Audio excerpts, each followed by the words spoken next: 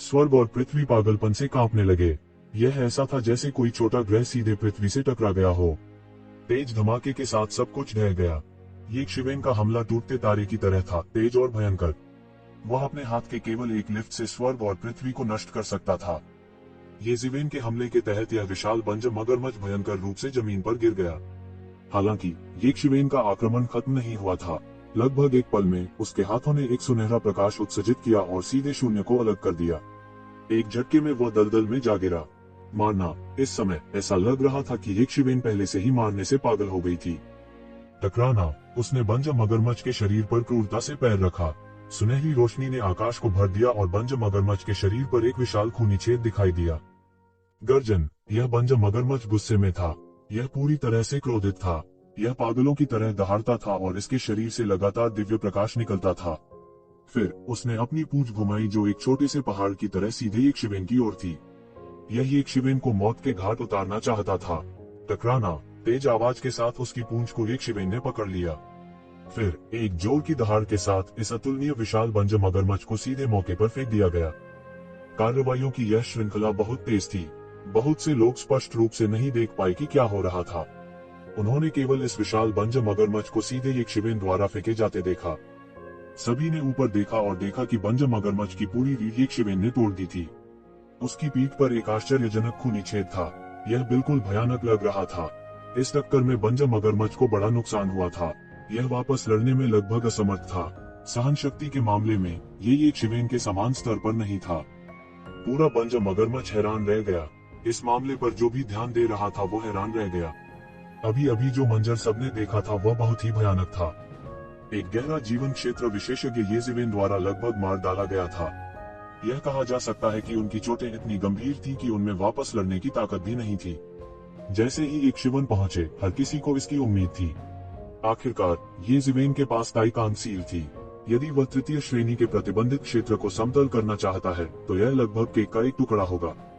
केवल एक चीज जिसने सभी को थोड़ी दिलचस्पी दिखाई, अगर ये शिवेन ने इस तरह के प्रतिबंधित क्षेत्र को समतल कर दिया तो क्या यह उन प्रतिबंधित क्षेत्रों से एक सामूहिक पलटवार की ओर ले जाएगा। हालांकि किसी ने भी यह उम्मीद नहीं की थी कि ये शिवेन वास्तव में अपनी ताकत पर भरोसा करके एक बांझ मगरमच्छ को मजबूर कर देगा जो अनगिनत वर्षों से ऐसी स्थिति में रह रहा था। यह बस एक अविश्वसनीय चमत्कार था। वशी युग में भी यह वीरान मगरमच्छ एक दानव था। इसके अलावा वर्तमान दुनिया में एक साधारण गहन जीवन स्तर का अभ्यासी इतना भी नहीं होगा कि वह एक भूत में उसे निगल जाए। अब ये एक शिवेन के एक भी वार का सामना नहीं कर सकती थी। मानव दहाड़, उजाड़ मगरमच्छ दहाड़ता रहा। हालांकि ये शिवेन को देखते हुए उसकी आंखों में कुछ डरावने भाव थे। ये शिवेन द्वारा इस बिंदु पर मजबूर किए जाने के बाद यह कैसे पता नहीं चल सकता था कि एक शिवेन से निपटना इतना आसान नहीं था। उल्लेख नहीं है, ये शिवेन के पास ताइकान सील थी। ताइकान सील, जिसके बारे में उसे सबसे अधिक आशंका थी, अभी तक उसका उपयोग नहीं किया गया था। यदि ताइकान सील का उपयोग करने वाला व्यक्ति केवल एक बहुत ही सामान्य व्यक्ति था, एक साधारण किंग ग्रेड विशेषज्ञ, तो यह उजाड़ मगरमच्छ के लिए खतरा पैदा नहीं करेगा। हालांकि ये शिवेन ने इसे लगातार पीछे धकेलने के लिए अपनी ताकत पर भरोसा किया था। एक बार ऐसे व्यक्ति ने ताइकान सील का इस्तेमाल किया, यह निस्संदेह एक भयानक अस्तित्व होगा। यह परिणाम पूरी तरह से सभी की अपेक्षाओं को पार कर गया था। सभी को पता चला कि शायद उन्हें ये शिवेन को एक नए नजरिए से देखना चाहिए। यह विभिन्न बड़े कुलों के लोगों के लिए विशेष रूप से सच था। उनके लिए यह खतरे की घंटी बजाने के समान था। ये शिवेन इतना आसान नहीं था। यदि इस समय उसके साथ कोई संघर्ष छिड़ जाता तो यह इतना आसान नहीं होता। सब चुप हो गए। वह वास्तव में एक गहन जीवन चरण विशेषज्ञ को उस बिंदु तक हराने में सक्षम है जहां वह जवाबी कार्रवाई भी नहीं कर सकता। ये शिवेन कितना मजबूत है, मुझे डर है कि वह गहरे जीवन चरण के मध्य चरण से दूर नहीं है। कई लोगों ने मन ही मन सोचा, मानव, मुझे मत बताओ कि तुम अभी भी मेरे साथ मौत से लड़ना चाहते हो। मैं मानता हूँ कि मैंने वास्तव में तुम्हें कमाका है। हालांकि मुझे डर है कि मुझे मारना इतना आसान नहीं होगा। मैंने वर्षों में अनगिनत अद्भुत प्रतिभाएं देखी हैं। उनमें से गहन जीवन अवस्था के विशेषज्ञों की कमी नहीं थी जो सोचते थे कि वे मुझे मार सकते हैं। हालांकि अंत में वे सभी मेरे मुंह के स्वादिष्ट व्यंजन बन गए। उजाड़ मगरमच्छ की भावनाएं धीरे धीरे स्थिर हो गईं और उसके शब्द बर्फ ठंडे होने लगे। उसके शरीर पर लगे खूनी छिद्र आश्चर्यजनक गति से ठीक हो रहे थे। ऐसा लग रहा था जैसे कुछ जल रहा हो। ये शिवेन पहले ही पूरी तरह से भड़क चुकी थी, इसलिए इसने इस समय किसी और चीज की परवाह नहीं की। हालांकि यह इस लड़ाई के बाद मूल रूप से जितनी देर योजना बनाई थी उतनी देर तक जीवित नहीं रह पाएगी, लेकिन अगर इसने अपनी पूरी ताकत का उपयोग नहीं किया तो यह इस लड़ाई में गिर सकती है। अगर ऐसा होता तो बेहतर होता कि अपनी पूरी ताकत से मुकाबला किया जाए। फिर आगे बढ़ो और कोशिश करो, देखते हैं कि तुम मुझे खाओगे या मैं अंत में तुम्हें मार डालूंगा। मैंने पहले कभी एक उजाड़ मगरमच्छ का मांस नहीं खाया है, ये ज़िवेन ने उदासीनता से कहा। उसने उजाड़ मगरमच्छ के ठीक होने का इंतजार नहीं किया, उसने सीधे एक कदम आगे बढ़ाया और आगे बढ़ा। गड़गड़ाहट, एक आश्चर्यजनक टक्कर की आवाज निकली। दोनों में एक बार फिर जोरदार टक्कर हुई। ये ज़िवेन को फिर कोई फायदा नहीं हुआ। जब से उजाड़ मगरमच्छ को ये ज़िवेन के हाथों नुकसान हुआ था, उसने आज्ञाकारी होना सीख लिया था। जिस शरीर पर उसे इतना गर्व था, वह एक शिवेन के सामने विश्वसनीय नहीं लग रहा था। कम से कम यदि इसका शरीर ड्रैगन जाति के बराबर था, तो ये ज़िवेन एक ऐसा अस्तित्व था जो ड्रैगन जाति को मार सकता था। ऐसा अस्तित्व उसकी कल्पना से कहीं अधिक है। इसके अलावा इसकी जीवटता एक शिवेन से कहीं कम थी। अगर ऐसा ही चलता रहा तो उसे डर था कि एक शिवेन द्वारा उसे खत्म कर दिया जाएगा। ऐसा दृश्य बिल्कुल वैसा नहीं था जैसा वह चाहती थी। जब से इस उजाड़ मगरमच्छ ने एक शिवेन के साथ सीधे नहीं लड़ने का फैसला किया, इसके अनगिनत वर्षों के अनुभव ने एक महत्वपूर्ण भूमिका निभाई। मूल रूप से जब ये ज़िवेन के शरीर से टकराई तो उसे कोई फायदा नहीं हुआ। अब इसने अपने कई वर्षों के अनुभव को पूरी तरह से प्रदर्शित कर दिया है। उसकी हर एक चाल के साथ कई गुप्त तकनीकें जुड़ी हुई थीं। यह बिल्कुल भी एक शिवेन के हमलों के सामने खुद को उजागर नहीं करना चाहता था। एक बार फिर दोनों के बीच जंग तेज हो गई।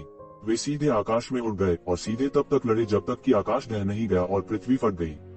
इसमें कोई संदेह नहीं था कि यह उजाड़ मगरमच्छ कोई साधारण प्राणी नहीं था, क्योंकि यह अनगिनत वर्षों तक जीवित रहने में सक्षम था।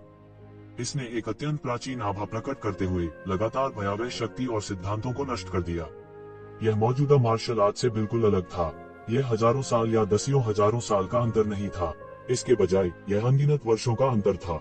भले ही यह जल्दबाजी में किया गया हमला था, फिर भी इसमें एक प्राचीन और असीम आभा थी। ये शिवेन यही सबसे ज्यादा देखना चाहती थी। जैसा कि कहा जाता है, अन्य पहाड़ों के पत्थर जेड में सुधार कर सकते हैं। अभी ये ज़िवेन गहन जीवन क्षेत्र के मध्य चरण में कदम रखना चाहती थी। इसके अलावा वह कम समय में ऐसा करना चाहता था। यह बहुत ही अच्छा तरीका था। इस तरह की स्थिति में ये ज़िवेन इस उजाड़ मगरमच्छ को मारने की जल्दी में नहीं थी। यह अधिक था जैसे वह इसे एक अभ्यास लक्ष्य के रूप में मान रहा था। हालांकि उसके पास इसे मारने के कई अवसर थे, उसने ऐसा नहीं किया। यह बिंदु दर्शकों द्वारा जल्दी से देखा गया था और वे सभी प्रशंसा में चिल्लाए। प्राचीन काल से ये ज़िवेन पूरी तरह से पहला व्यक्ति है जिसने एक अभ्यास लक्ष्य के रूप में वर्जित क्षेत्र में एक प्राचीन विशाल जानवर का उपयोग करने का साहस किया। हाँ, उस उजाड़ मगरमच्छ को मारना कुछ भी नहीं है। हालांकि इस तरह वह स्पष्ट रूप से उस उजाड़ मगरमच्छ को एक अभ्यास लक्ष्य के रूप में उपयोग करना चाहता है। मन की इस तरह की चौड़ाई, इस तरह की निर्भीकता स्पष्ट रूप से एक राजा की आभा है। सचमुच भयावह। उसे गहन जीवन क्षेत्र के प्रारंभिक चरण में कदम रखे हुए अधिक समय नहीं हुआ है। क्या ऐसा हो सकता है कि वह इस अवसर का उपयोग गहन जीवन क्षेत्र के मध्य चरण में एक झटके में प्रवेश करने के लिए करना चाहता है? ये ज़िवेन उजाड़ मगरमच्छ को मारने की जल्दी में नहीं थी। लड़ाई जितनी लंबी चली, उसे उतनी ही अपनी कमियों का पता चला। यद्यपि उसकी पूर्ण शक्ति उजाड़ मगरमच्छ को दबाने के लिए पर्याप्त थी, उसने अभी अभी गहन जीवन क्षेत्र में कदम रखा था और अभी तक गहन जीवन क्षेत्र की लड़ाई के लिए पूरी तरह से अनुकूल नहीं था। वह सेलेस्टियल बीइंग क्षेत्र से पूरी तरह से अलग क्षेत्र था। यहाँ तक लड़ने का अंदाज भी बिल्कुल अलग था। यदि दिव्य सत्ता क्षेत्र के विशेषज्ञ दुनिया के साथ हल्के से एक थे, तो गहन जीवन क्षेत्र के विशेषज्ञ स्वतंत्र थे। वे यूं ही दुनिया की ताकत को लामबंद कर सकते थे, लेकिन उन्हें उसके साथ विलय करने की जरूरत नहीं थी। यह इस बात का संकेत था कि वे अपने डीएओ को साबित करने वाले थे। वे पूरी तरह से अलग अस्तित्व थे। इस उजाड़ मगरमच्छ ने यह भी देखा कि एक शिवेन अप्रत्याशित रूप से अभ्यास लक्ष्य के रूप में इसका उपयोग कर रही थी। यह बेहद गुस्से में था। उजाड़ युग में भी यह एक प्रभु स्तर का अस्तित्व था। उस दुनिया में उजाड़ जानवर बड़े पैमाने पर दौड़ते थे और विशेषज्ञ कुत्तों की तरह थे। इसका अपना स्थान था। इसे कब इस तरह हेय दृष्टि से देखा गया था। हालांकि ऐसा कुछ नहीं था जो वह कर सके। कोई फर्क नहीं पड़ता कि यह कैसे फटा, ये शिवेन द्वारा हमेशा दबा दिया गया था। ये ज़िवेन के हमले आकाश को दबा सकते थे और हमेशा अपने सभी पलटवारों को चकनाचूर करने में सक्षम थे। इसके अलावा जो बात और भी भयावह थी, वह यह थी कि यह पता चला कि एक शिवेन जितना अधिक लड़े उतना ही मजबूत हो गया। जैसा कि यह गहन जीवन क्षेत्र की युद्ध शैली के लिए अधिक से अधिक आदी हो गया, उसकी युद्ध शक्ति में वृद्धि जारी रही। नहीं, यह कहा जाना चाहिए कि वह केवल युद्ध की ताकत के साथ पूरी तरह से फूट रहा था जो उसके पास होना चाहिए। वह मदद नहीं कर सकता था, लेकिन अपने दिल में चिंता महसूस कर रहा था। उनके जैसे लोगों ने गहन जीवन क्षेत्र में कदम रखने के बाद बिताया, जो जानते थे कि कितने साल गहन जीवन क्षेत्र की पद्धति को बमुश्किल समझ पाते हैं। हालांकि येज़ेबेल वास्तव में इसे इतने कम समय में समझने में सक्षम थी। हालांकि वह यह भी जानता था कि येज़ेबेल का तरीका ऐसा नहीं था जिसे हर कोई समझ सके। समान स्तर के विशेषज्ञों के खिलाफ लड़ने की हिम्मत कौन करेगा जब उन्होंने गहन जीवन क्षेत्र में कदम रखा ही था। इसके अलावा वे वास्तव में जीत गए। यहाँ तक उसके जैसा बूढ़ा राक्षस भी येज़ेबेल का मुकाबला नहीं कर सकता था। येज़ेबेल बस असामान्य थी। यदि यह इस तथ्य के लिए नहीं था कि वह स्पष्ट रूप से येज़ेबेल के उदय के बारे में जानता था, तो उसे यह भी संदेह होगा कि येज़ेबेल बस एक बूढ़ा राक्षस था जो अनगिनत वर्षों से जीवित था। अन्यथा उसके पास इतनी अत्याचारी शक्ति कैसे हो सकती है। इस समय वह पछताने लगा। शायद उसे वास्तव में कार्रवाई नहीं करनी चाहिए थी। आखिर मानव जाति ही उजाड़ युग की अधिपति थी। शायद उन्होंने अस्थायी रूप से मना कर दिया था, लेकिन अभी भी दौड़ में अनगिनत विशेषज्ञ थे। उनकी गहरी नींव थी। शायद वे अन्य अधिपतियों के लिए एक मैच नहीं थे, और वे दानव जाति के लिए एक मैच नहीं थे। हालांकि वे उसके जैसे कुंवारे व्यक्ति के लिए मैच नहीं थे। यह समय के बारे में है। आप केवल इतने ही हैं। चूंकि यह मामला है, आप शांति से अपने रास्ते पर जा सकते हैं। यह अब आपका युग नहीं है। येज़ेबेल ने अपने शरीर को फैलाया और ठंडेपन से कहा। इससे कोई फर्क नहीं पड़ता था कि वे आज तक जीवित रहने के लिए किस तरह की गुप्त तकनीक का इस्तेमाल करते थे। हालांकि यह अब उनका युग नहीं था। महाद्वीप के विभिन्न कुलों की हर पीढ़ी में प्रतिभाओं की एक शानदार पीढ़ी होगी, और इन प्राचीन जानवरों के पास इन प्रतिभाओं के सामने अपना सिर नीचा करने के अलावा कोई विकल्प नहीं होगा। मानव लड़के, बहुत अहंकारी मत बनो। बन जा मगरमच्छ दहाड़ा। उसके शरीर के सारे तराजू खड़े होने लगे। एक भयानक प्रभावशाली आभा बह गई, सब कुछ दबा दिया। बस येज़ेबेल की भयानक भव्य आभा ने उसे जवाब दिया। अनगिनत दिव्य किरणें फूट पड़ी। स्वर्ण देवताओं ने एक राक्षसी ज्वार का गठन किया। त्यानयुवान का दर्पण लगातार उसके सिर के ऊपर मंडरा रहा था। वह एक कदम आगे बढ़ा और बंजर मगरमच्छ के सामने जमकर दौड़ा। उनकी अभिव्यक्ति असाधारण रूप से ठंडी थी। चूंकि उसने बंदर को चेतावनी देने के लिए मुर्गे को मारने का फैसला किया था, इसलिए पीछे हटने की कोई जरूरत नहीं थी। दोनों पक्ष गहन जीवन क्षेत्र के विशेषज्ञ थे। उनका कोई भी आक्रमण स्वर्ग और पृथ्वी को नष्ट कर सकता था। इस तरह के हमले का सामना करते हुए बंजर मगरमच्छ पहले ही पागल हो चुका था। जीवित रहने के लिए यह पीछे नहीं रहा। टकराना। येज़ेबेल के मुके से बंजर मगरमच्छ को एक बार फिर उड़ते हुए भेजा गया। तुरंत येज़ेबेल के शरीर से एक सील शब्द निकला और उसे बेरहमी से दबा दिया। इस बार मैं तुम्हें खत्म कर दूंगा। येज़ेबेल जोर से दहाड़ी। फिर उसने अपने बड़े हाथ फैलाए और अप्रत्याशित रूप से परशु को पकड़ लिया। प्रकाश की तीव्र किरणों के साथ हलबर्ड निरंतर फट गया। ये येज़ेबेल का विरोध करना चाहता था, लेकिन एक अतुलनीय रूप से विशाल सील शब्द येज़ेबेल के शरीर पर दिखाई दिया और तुरंत उसके सभी प्रतिरोधों को दबा दिया। Boom boom boom. येज़ेबेल ने हर बार इस लंबे परशु के विस्फोट को लापरवाही से दबा दिया। टकराना। येज़ेबेल ने परशु को अपने हाथ में पकड़ लिया। फिर बिजली की गति के साथ यह तुरंत बंजर मगरमच्छ की ओर लपका। इस दृश्य को जिसने भी देखा वह बुरी तरह डर गया। येज़ेबेल वास्तव में अपने प्रतिद्वंद्वी को खत्म करने के लिए प्रतिद्वंद्वी के हथियार का उपयोग कर रहे थे। वह इतना अहंकारी कैसे हो सकता है। टकराना। आकाश कांप उठा और घनी दरारें दिखाई देने लगी। परशु बेरहमी से बंजर मगरमच्छ के शरीर पर जा गिरा। बंजर मगरमच्छ दर्द से दहाड़ा और अंतहीन चीखता रहा। हालांकि इस समय इसके शरीर पर तराजू पहले से ही दरारों से सघन रूप से ढके हुए थे। येज़ेबेल के चेहरे पर कोई भाव नहीं था। उसके हाथ का लंबा परशु एक बार फिर कट गया। इस समय एक भयानक हमला अचानक आकाश से आया और यह गड़गड़ाहट के अचानक बल के साथ बढ़ गया, जिसने किसी के कानों को ढकने का समय नहीं छोड़ा। उन्होंने कार्रवाई की है।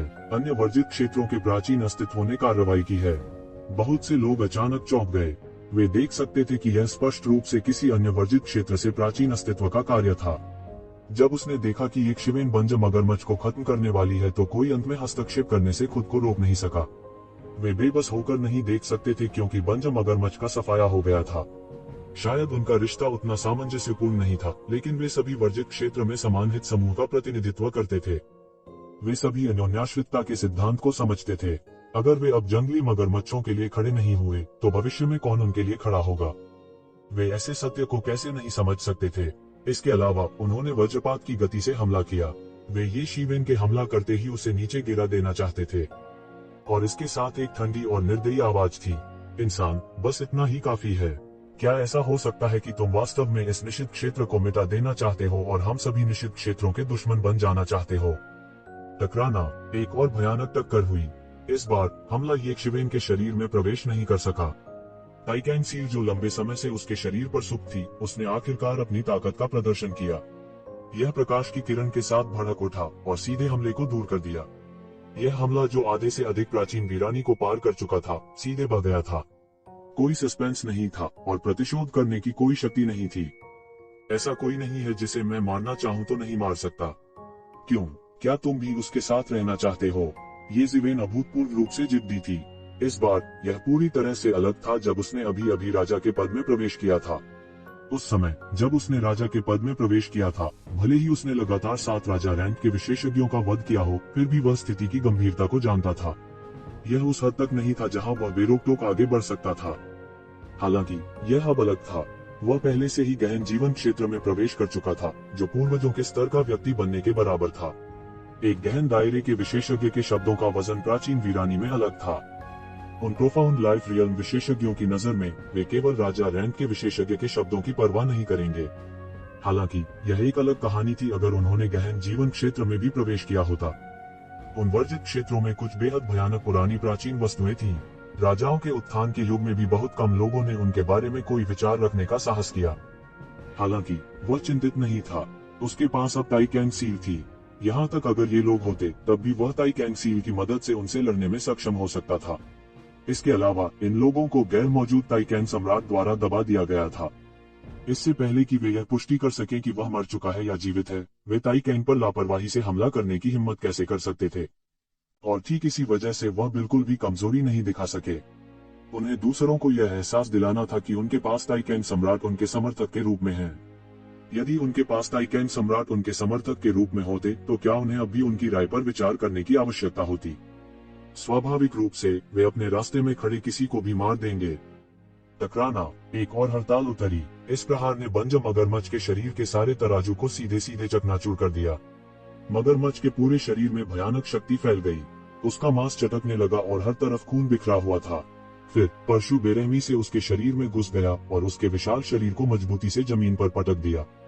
यह बिल्कुल नहीं चल सका। जिस क्षण परशु उसके शरीर में चुभ गया, उसकी आत्मा नष्ट हो गई। हालांकि यह अनगिनत वर्षों तक जीवित रहा था, लेकिन इसकी आत्मा पहले से ही अतुलनीय रूप से कमजोर हो गई थी। उसके भौतिक शरीर को लगातार बनाए रखा जा सकता था, लेकिन उसकी आत्मा को नहीं। यह सीधे मौके पर ही गिर गया। जैसे ही इसकी आत्मा मर गई, इसका भौतिक शरीर अंततः और अधिक समय तक धारण नहीं कर सका। यह और अधिक समय तक टिक नहीं सका और यह तेजी से मुरझाने लगा। फिर यह धुएं के गुबार में बदल गया।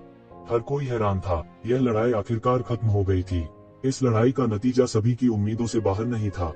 उनकी राय में येशिवेन निश्चित रूप से इस वर्जित क्षेत्र को समतल करने में सक्षम होगी।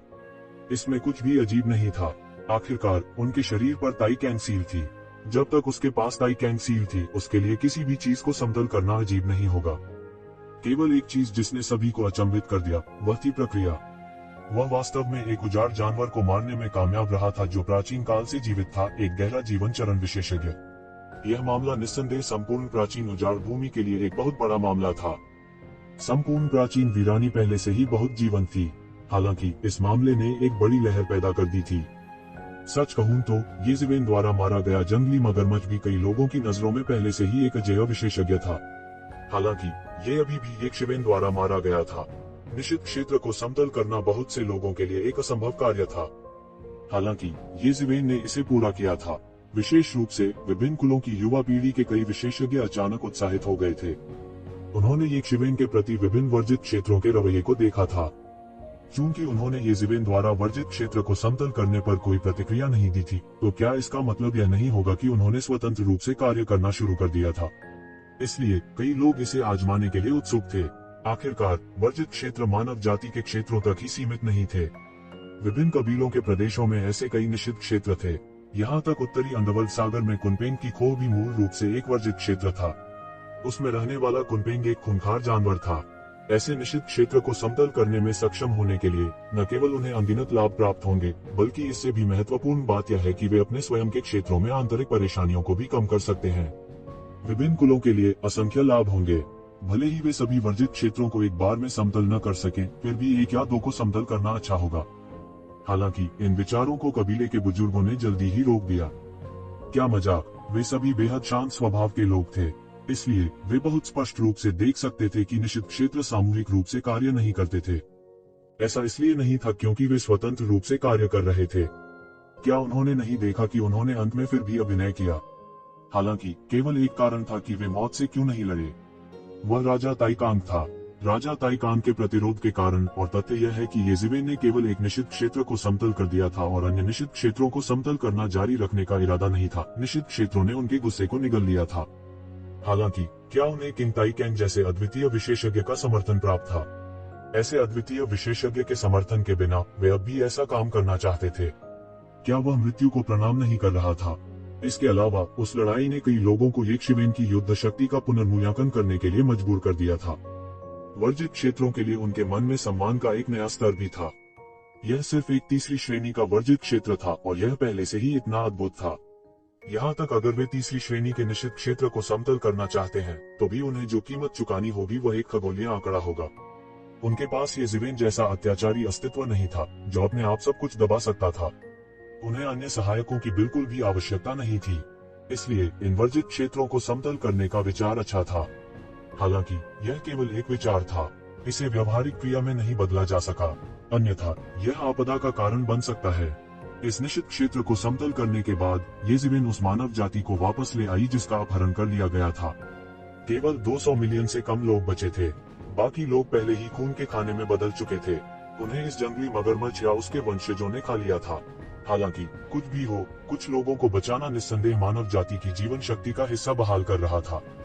इसके अलावा येज़िवेन ने एक बड़ी जीत का गौरव हासिल किया। उन्होंने विभिन्न कुलों और निश्चित क्षेत्रों को उस मानव जाति को सौंपने का आदेश दिया जिसका अपहरण कर लिया गया था। अन्यथा वह सलाह मांगने के लिए एक एक करके उनके पास जाता। यदि अतीत में ऐसा होता तो उसे घमंडी होने के लिए फटकार लगाई जाती, लेकिन अब निश्चित क्षेत्र की भयानक ताकत प्रदर्शित करने के बाद किसी ने भी उसे नीचे देखने की हिम्मत नहीं की। वह एक भयंकर देवता की तरह था जो अपने रास्ते में आने वाली हर चीज को मार सकता था। इसके अलावा इस भयंकर देवता के पीछे एक अस्तित्व था। वे उसे भड़काने का जोखिम बिल्कुल नहीं उठा सकते थे। उसके पीछे राजा ताइकान की उपस्थिति बहुत से लोगों को उनके सपनों से जगाने के लिए पर्याप्त थी, यदि येज़िवेन उन्हें डराने के लिए पर्याप्त नहीं थी। बहुत से लोगों ने गुप्त रूप से अनुमान लगाया कि तथाकथित राजा ताइकेंग नकली हो सकते हैं और उनका अस्तित्व ही नहीं था, वरना उसके लिए एक बार भी सामने आना इतना मुश्किल क्यों होता। हालांकि यह केवल उनका अनुमान था। पुष्टि होने से पहले किसी की हिम्मत नहीं हुई कि कोई हरकत करे। क्या उन्होंने नहीं देखा कि निश्चित क्षेत्रों की अतुलनीय रूप से शक्तिशाली पुरानी प्राचीन वस्तुओं को भी उनके गौरव को निगलना पड़ा? कोई कल्पना कर सकता है कि राजा ताइकांग उनके लिए कितना भयानक अस्तित्व था। राजा ताइकांग के बिना भी येज़िवेन पहले से ही काफी अत्याचारी था। वापस आते ही उसने 3 प्रोफाउंड लाइफ रियलम विशेषज्ञों को मार डाला था। अंत में उसने निश्चित क्षेत्र को समतल भी कर दिया। इस तरह के अस्तित्व को अद्वितीय और अत्याचारी माना जा सकता है। अधिक से अधिक लोग उनके साथ प्राचीन बैरेंस के पहले व्यक्ति के रूप में सहमत हुए। हालांकि बहुत से लोग जानते थे कि अधिक अत्याचारी विशेषज्ञ हो सकते हैं। अंत में यह सिर्फ एक अनुमान था। वास्तव में इसे किसी ने नहीं देखा था। यह युद्ध अभी भी विकराल था। इस युद्ध के बाद अधिक से अधिक कुलों और निश्चित क्षेत्रों ने आज्ञाकारी रूप से मनुष्यों को वापस भेज दिया। थोड़े ही समय में मानव जाति ने अन्य 100 अरब लोगों को प्राप्त किया था। सभी कुलों के लिए इतने लोग उन कुलों की पूरी आबादी हो सकते हैं। वर्तमान मानव जाति के लिए यह उन कुलों की आधी से अधिक आबादी थी जो अभी तक नहीं गिरे थे। मानव जाति के लिए जनसंख्या निस्संदेह एक मजबूत और समृद्ध मानव जाति की नींव थी जो बहुत महत्वपूर्ण थी, जिसने उन्हें बचाया। येज़िवेन स्वाभाविक रूप से मानव जाति का नायक बन गया। अनगिनत लोग येशिवेन के लिए तालियां बजाने लगे। बहुत से लोग येशिवेन की पूजा करने लगे। अगर ऐसे लोग थे जो इससे पहले येशिवेन के प्रति आश्वस्त नहीं थे, तो इस युद्ध के बाद भले ही वे आश्वस्त नहीं थे, उनके पास आश्वस्त होने के अलावा कोई विकल्प नहीं था। मानव जाति में येशिवेन की प्रतिष्ठा और लोकप्रियता मूल 4 महान राजाओं के करीब थी। उन्होंने राजा ताइकान को भी पीछे छोड़ दिया, जो लंबे समय से नहीं दिखे थे।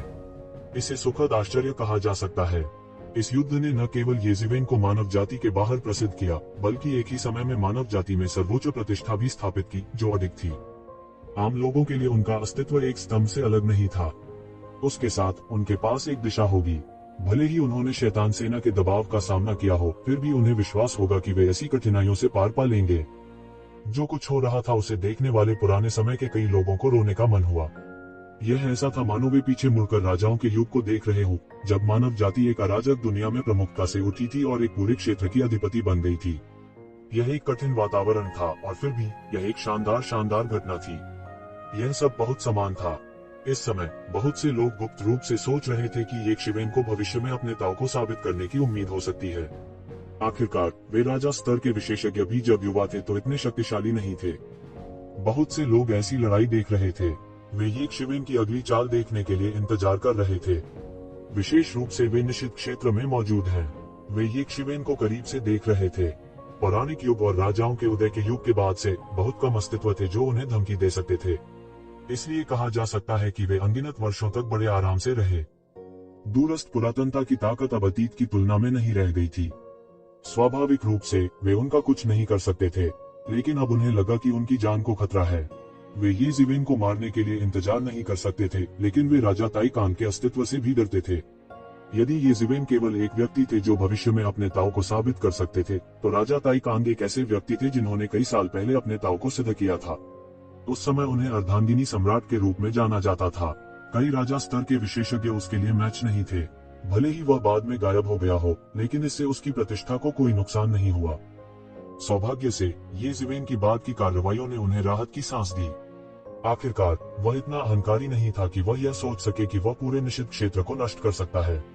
अगर वह वास्तव में इतना पागल होता तो वे इतनी परवाह नहीं करते। भले ही उन्हें राजा ताइकान के प्रतिशोध का सामना करना पड़े, फिर भी उन्हें उससे छुटकारा पाना होगा। हालांकि उन्हें मानव जाति को सौंपना पड़ा था, लेकिन इस समय उनके लिए येक शिवेन के साथ सीधा संघर्ष करना उचित नहीं था। वह अपने हाथ में ताइकैंग सील पकड़े हुए था। ऐसा नहीं था कि उसके पास कुछ और निषिद्ध क्षेत्रों को नष्ट करने की क्षमता नहीं थी। इस समय वे इसे यथासंभव लंबे समय तक सहन कर सकते थे। निषिद्ध क्षेत्र में इन प्राचीन राक्षसों की तुलना में एक व्यक्ति था जो और भी उदास था, और वह हाइवया था। वह इतना उदास था कि वह पागल होने वाला था। वो येक शिवेन को मारने के लिए और इंतजार नहीं कर सकता था। उसने दांत पीस लिए। उन्होंने इस समय एक भोज आयोजित करने का फैसला किया और प्राचीन वीरानी के प्रमुख लोगों को अपने भोज में आमंत्रित किया। वह अपनी प्रतिष्ठा स्थापित करना चाहता था और उन्हें यह समझाना चाहता था कि वह येक शिवेन से बुरा नहीं था। हालांकि कौन जानता था कि येक शिवेन इस समय निषिद्ध क्षेत्र को नष्ट करना पसंद करेगी। इसलिए हालांकि वह भोज आयोजित कर रहा था, लेकिन सभी की निगाहें येक शिवेन पर केंद्रित थीं। जहां तक हुआ की बात है तो उन्हें नजरअंदाज कर दिया गया। ऐसा लग रहा था कि अब किसी को उसकी परवाह नहीं है। सबका ध्यान येक शिवेन पर था। उस लड़ाई ने उनकी सर्वोच्च प्रतिष्ठा को जाली बना दिया था। मूल रूप से सी रेस के लोग थे जो डींग मारते थे कि वह ये जिवेन के बराबर था। अंत में इस घटना के बाद किसी ने भी यह कहने की हिम्मत नहीं की कि वह येक शिवेन के बराबर था। उनकी राय में हाइवया अधिक से अधिक एक युवा लड़का था जो अभी अभी गहन जीवन क्षेत्र में चढ़ा था। दूसरी ओर ये जिवेन कोई था जो उन महान प्राचीन राक्षसों के समान स्तर पर था। इससे वह बेहद उदास हो गया था। जब ये जिवेन गहन जीवन क्षेत्र में पहुंचे तो उन्होंने एक भोज आयोजित किया। प्राचीन वीरानी की सभी प्रमुख हस्तियां उन्हें बधाई देने गई थीं। यह कहा जा सकता है कि वह विस्मय विमुग्ध करने वाला था और उसने प्रसिद्धि प्राप्त की थी। हालांकि जब वह भोज आयोजित कर रहा था तो येक शिवेन ने इस तरह का हंगामा किया था। यह उनके मुंह पर एक जोरदार तमाचा मारने के बराबर था। इसके अलावा यह एक जोरदार थप्पड़ था। इसने सभी को अपने अस्तित्व के बारे में भुला दिया। हर कोई ये जिवेन के निषिद्ध क्षेत्र को नष्ट करने के मामले पर चर्चा कर रहा था। इससे उसे ऐसा महसूस हुआ जैसे वह मछली की हड्डी पर घुट रहा हो। वह इतना उदास था कि वह खून की उल्टी करना चाहता था। यह एक बड़ा तोहफा था जो येक शिवेन उसे देना चाहती थी। हालांकि येक शिवेन ने सीधे तौर पर उस पर हमला नहीं किया था, लेकिन चेहरे पर इस थप्पड़ ने उसे खून की उल्टी करने को प्रेरित किया। यदि वह एक शांत और निश्चिंत व्यक्ति होता जो हर चीज को अतीत में देखता था, तो स्वाभाविक रूप से वह परवाह नहीं करता।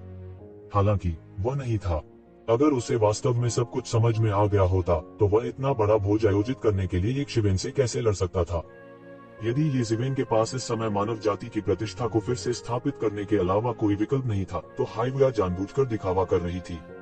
डेब्यू के बाद से ही वह सबका ध्यान अपनी ओर खींच रहे थे। इससे पहले उसके चेहरे पर कभी इस तरह थप्पड़ नहीं मारा गया था। वह जानबूझकर ऐसा कर रहा होगा।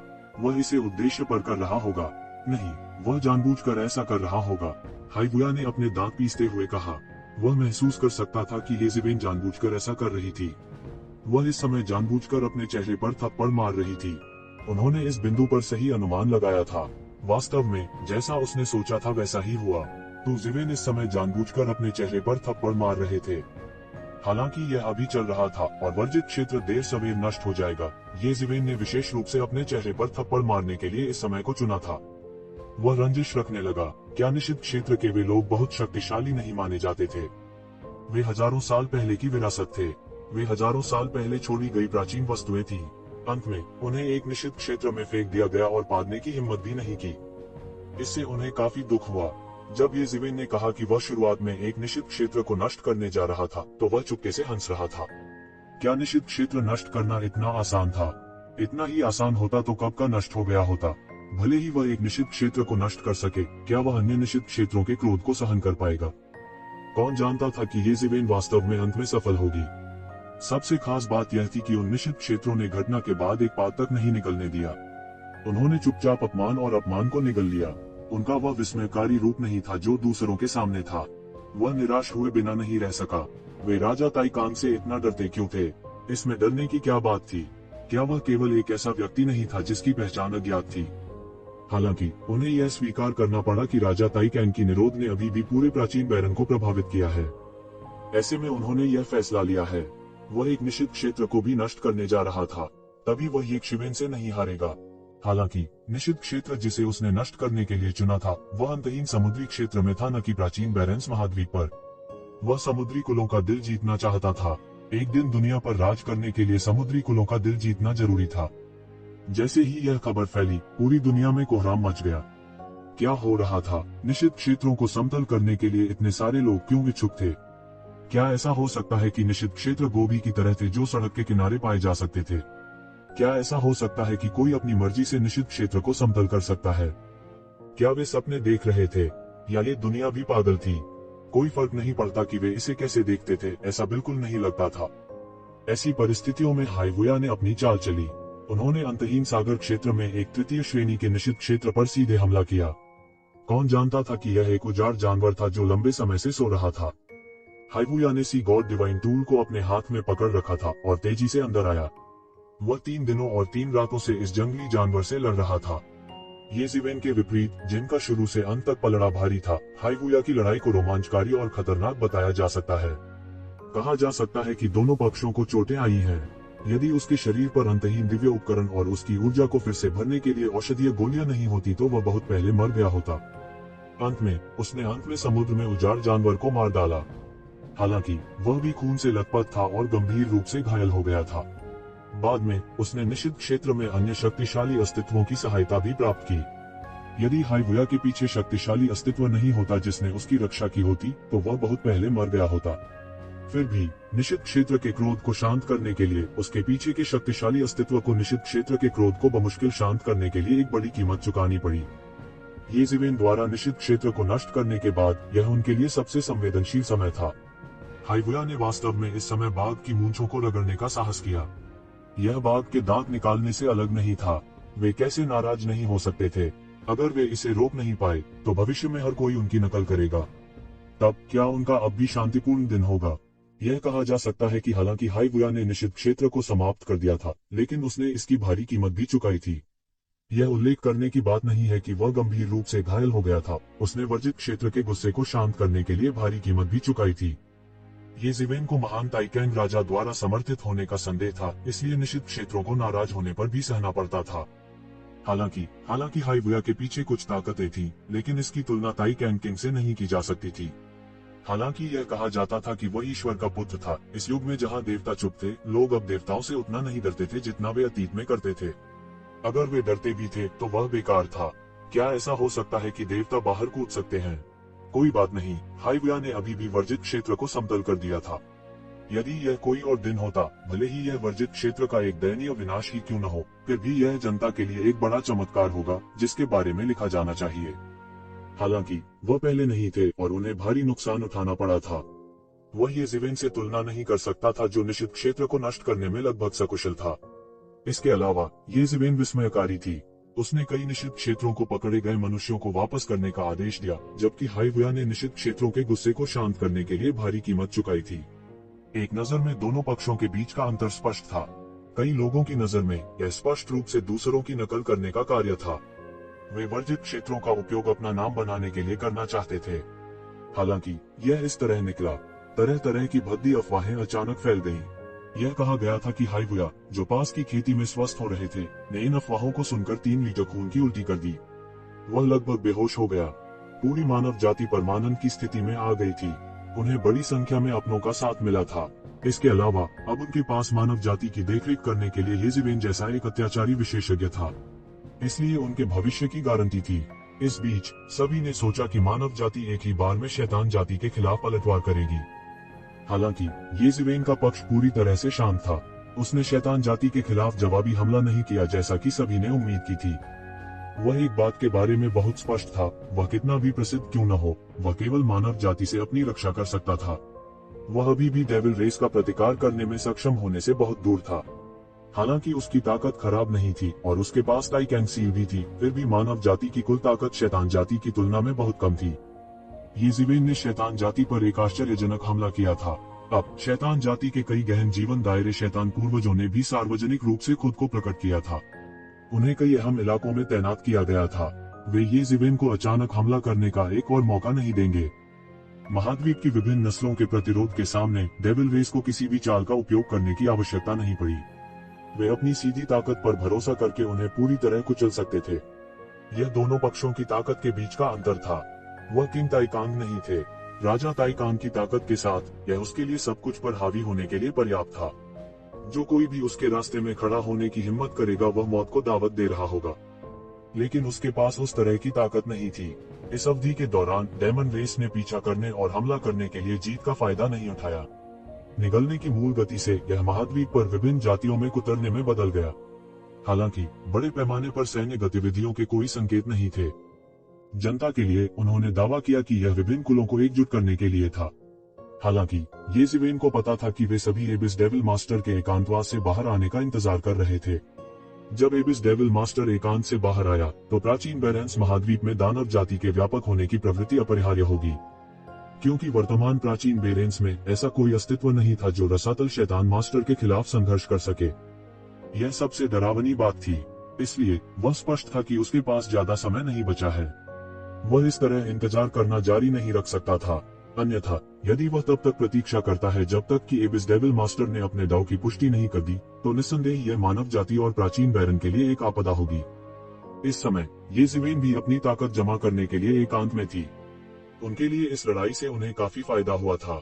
उन्होंने न केवल उजाड़ जानवरों की अनूठी युद्ध शैली देखी, बल्कि इससे भी महत्वपूर्ण बात यह है कि उन्होंने वास्तव में गहन जीवन क्षेत्र की ताकत को समझ लिया था। मूल रूप से इस प्रक्रिया में दर्जनों या सैकड़ों वर्ष भी लग सकते हैं, लेकिन इस लड़ाई के जरिए उन्होंने इसे पूरी तरह से अपने कब्जे में ले लिया था। जैसा कि अपेक्षित था, लड़ना सुधार का सबसे अच्छा तरीका था। हालांकि इस समय वह ये कबीले में नहीं था, इसके बजाय वह दानव राजा के खजाने में था। वर्तमान येज़ेबेल के लिए शून्य से गुजरना कोई समस्या नहीं थी। दानव राजा के खजाने में प्रवेश करना बस कुछ ही मिनटों की बात थी। वह दानव राजा के खजाने के ऊपर मंडराता रहा। उसके सिर के ऊपर यिन यांग जीवन और मृत्यु आरेख लगातार यिन और यांग के दो रंगों के साथ चमक रहा था। उससे बहुत दूर त्यानयुवान मिरर भी लगातार रक्त लाल प्रकाश उत्सर्जित कर रहा था। त्यानयुवान मिरर द्वारा अनंत आध्यात्मिक ऊर्जा को अवशोषित किया गया था। त्यानयुवान मिरर द्वारा पूरे ड्रैगन वेन को अवशोषित करने के बाद त्यानयुवान मिरर में रक्त लाल प्रकाश पनपा और एक अत्याचारी राक्षसी आभा तुरंत उसमें से निकल गई। हा, मैं वापस आ गया हूँ। इसके तुरंत बाद यह राक्षसी आभा तुरंत एक मानव आकृति में परिवर्तित हो गई। यह कोई और नहीं बल्कि येमो थी। येमो दिल खोलकर हंसा और अपनी नींद से जागा। अचानक उसे ताजगी का अनुभव हुआ। येज़ेबेल, मुझे पता था कि तुम यह कर सकती हो। मुझे उम्मीद नहीं थी कि तुम इतनी जल्दी सफल हो जाओगी। येमो ने मुस्कुराते हुए येज़ेबेल की ओर देखा और कहा। वह बहुत स्पष्ट था कि उसका पुनरुत्थान स्वाभाविक रूप से येज़ेबेल के लिए धन्यवाद था। मूल रूप से उसने सोचा था कि येज़ेबेल को अपनी नींद से जगाने के लिए कुछ 100 साल और लग सकते हैं, क्योंकि कीमत बहुत अधिक थी। यह ऐसा कुछ नहीं था जिसे आम लोग वहन कर सकें। अब जब येज़ेबेल उसे उसकी नींद से जगाने में सक्षम थी, तो इससे पता चला कि उसकी ताकत दिन दूनी रात चौगुनी विकसित हो गई थी। यह सही है, यह ठीक था, क्योंकि गहरे जीवन क्षेत्र में प्रवेश करने के बाद येज़ेबेल की ताकत और अधिक अत्याचारी हो गई थी कि उसने दानव राजा के खजाने की दूसरी मंजिल खोल दी थी। इसलिए उसके पास येमो को जगाने का एक तरीका था। आपने दूसरी मंजिल खोल दी, इसका मतलब है कि आप पहले ही गहन जीवन क्षेत्र में प्रवेश कर चुके हैं। आपकी गति बहुत तेज है। येमो का चेहरा खुशी से खिल उठा। ये जिवेन की जितनी तेजी से प्रगति हुई थी, उतना ही यह साबित हो गया था कि उसने उस समय गलत चुनाव नहीं किया था। उसे भविष्य में अपनी ताकत साबित करने का मौका भी मिल सकता है। यदि वह किसी अन्य सम्राट का अनुसरण कर सकता है, तो उसका अनुभव केवल पौराणिक होगा। हालांकि उन्हें जल्द ही पता चला कि कुछ गलत था। ये शिवेन के हाव भाव अच्छे नहीं लग रहे थे। जैसा उसने सोचा था, वह इतना खुश नहीं दिख रहा था। तुम्हें क्या हुआ? आप यह देखकर बहुत खुश नहीं दिखते कि मैं जाग गया हूँ। येमो ने कुछ अजीब तरह से कहा। ये जिवेन ने अपना मुंह खोला। उसे समझ नहीं आ रहा था कि उसे कैसे समझाऊं।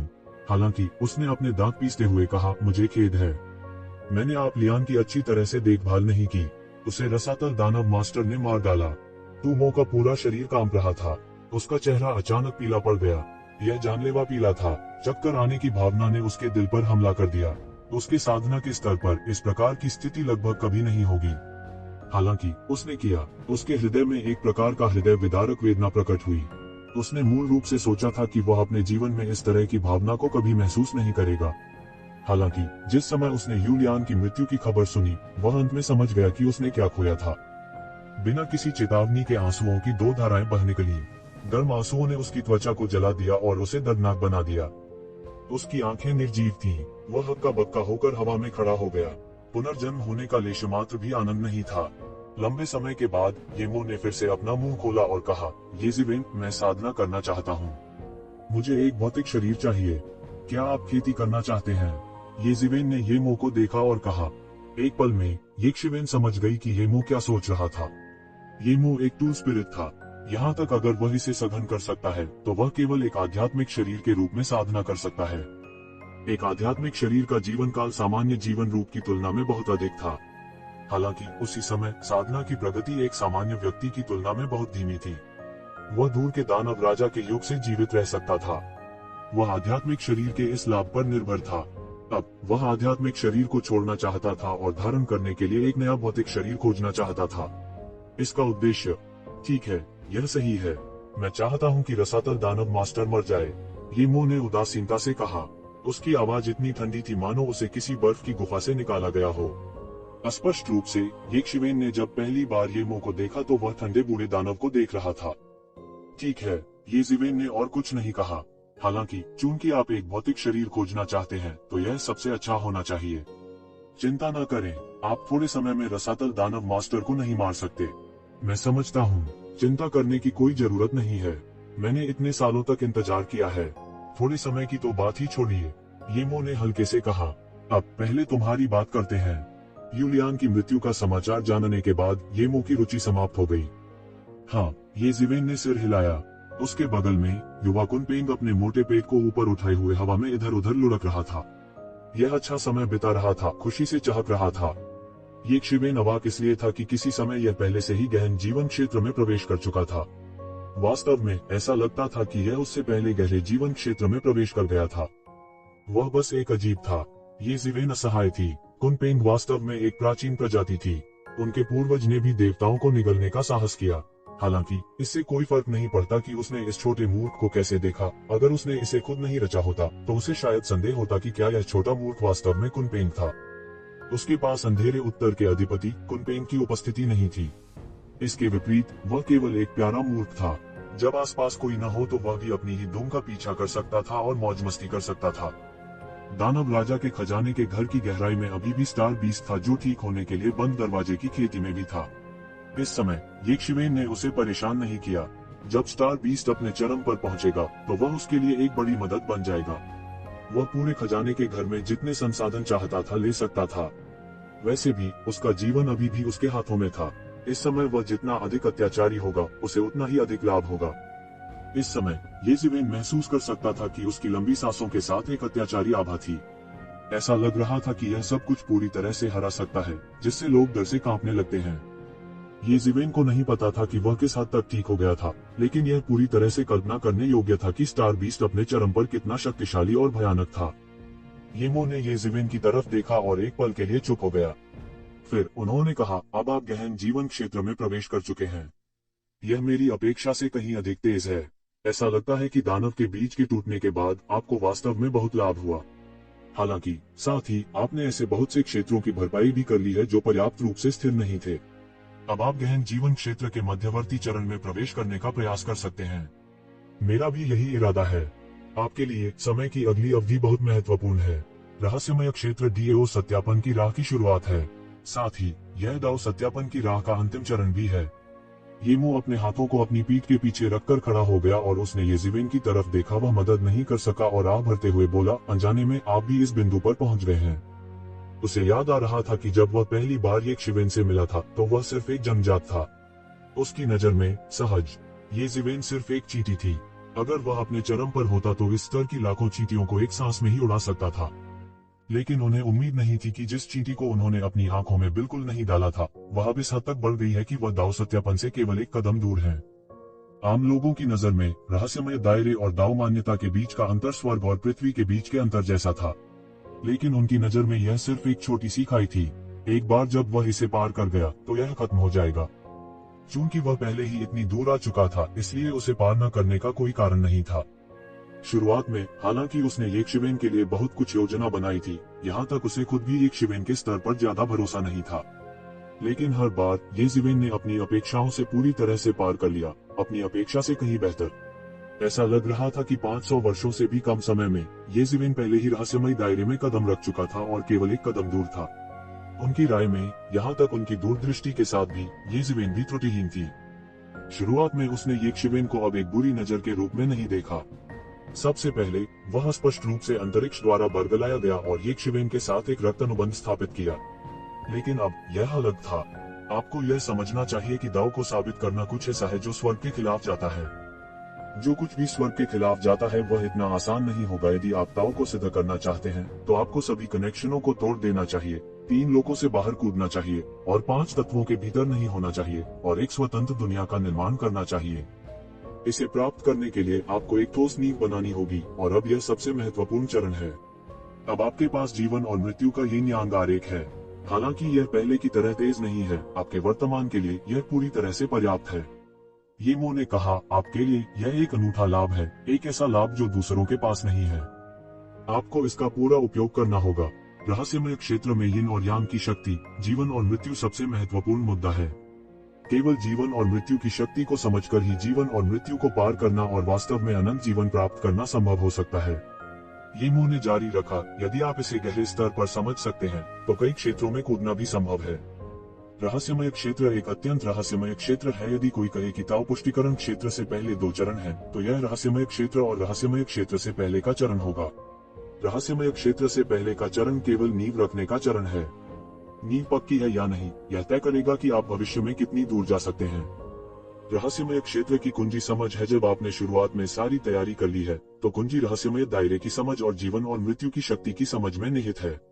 यदि आप वास्तव में जीवन और मृत्यु को देख सकते हैं तो आपके लिए स्वर्ग में चढ़ना और उसी दिन अपने दाव को साबित करना संभव है। येजिवेन फूट फूट कर मुस्कुराए।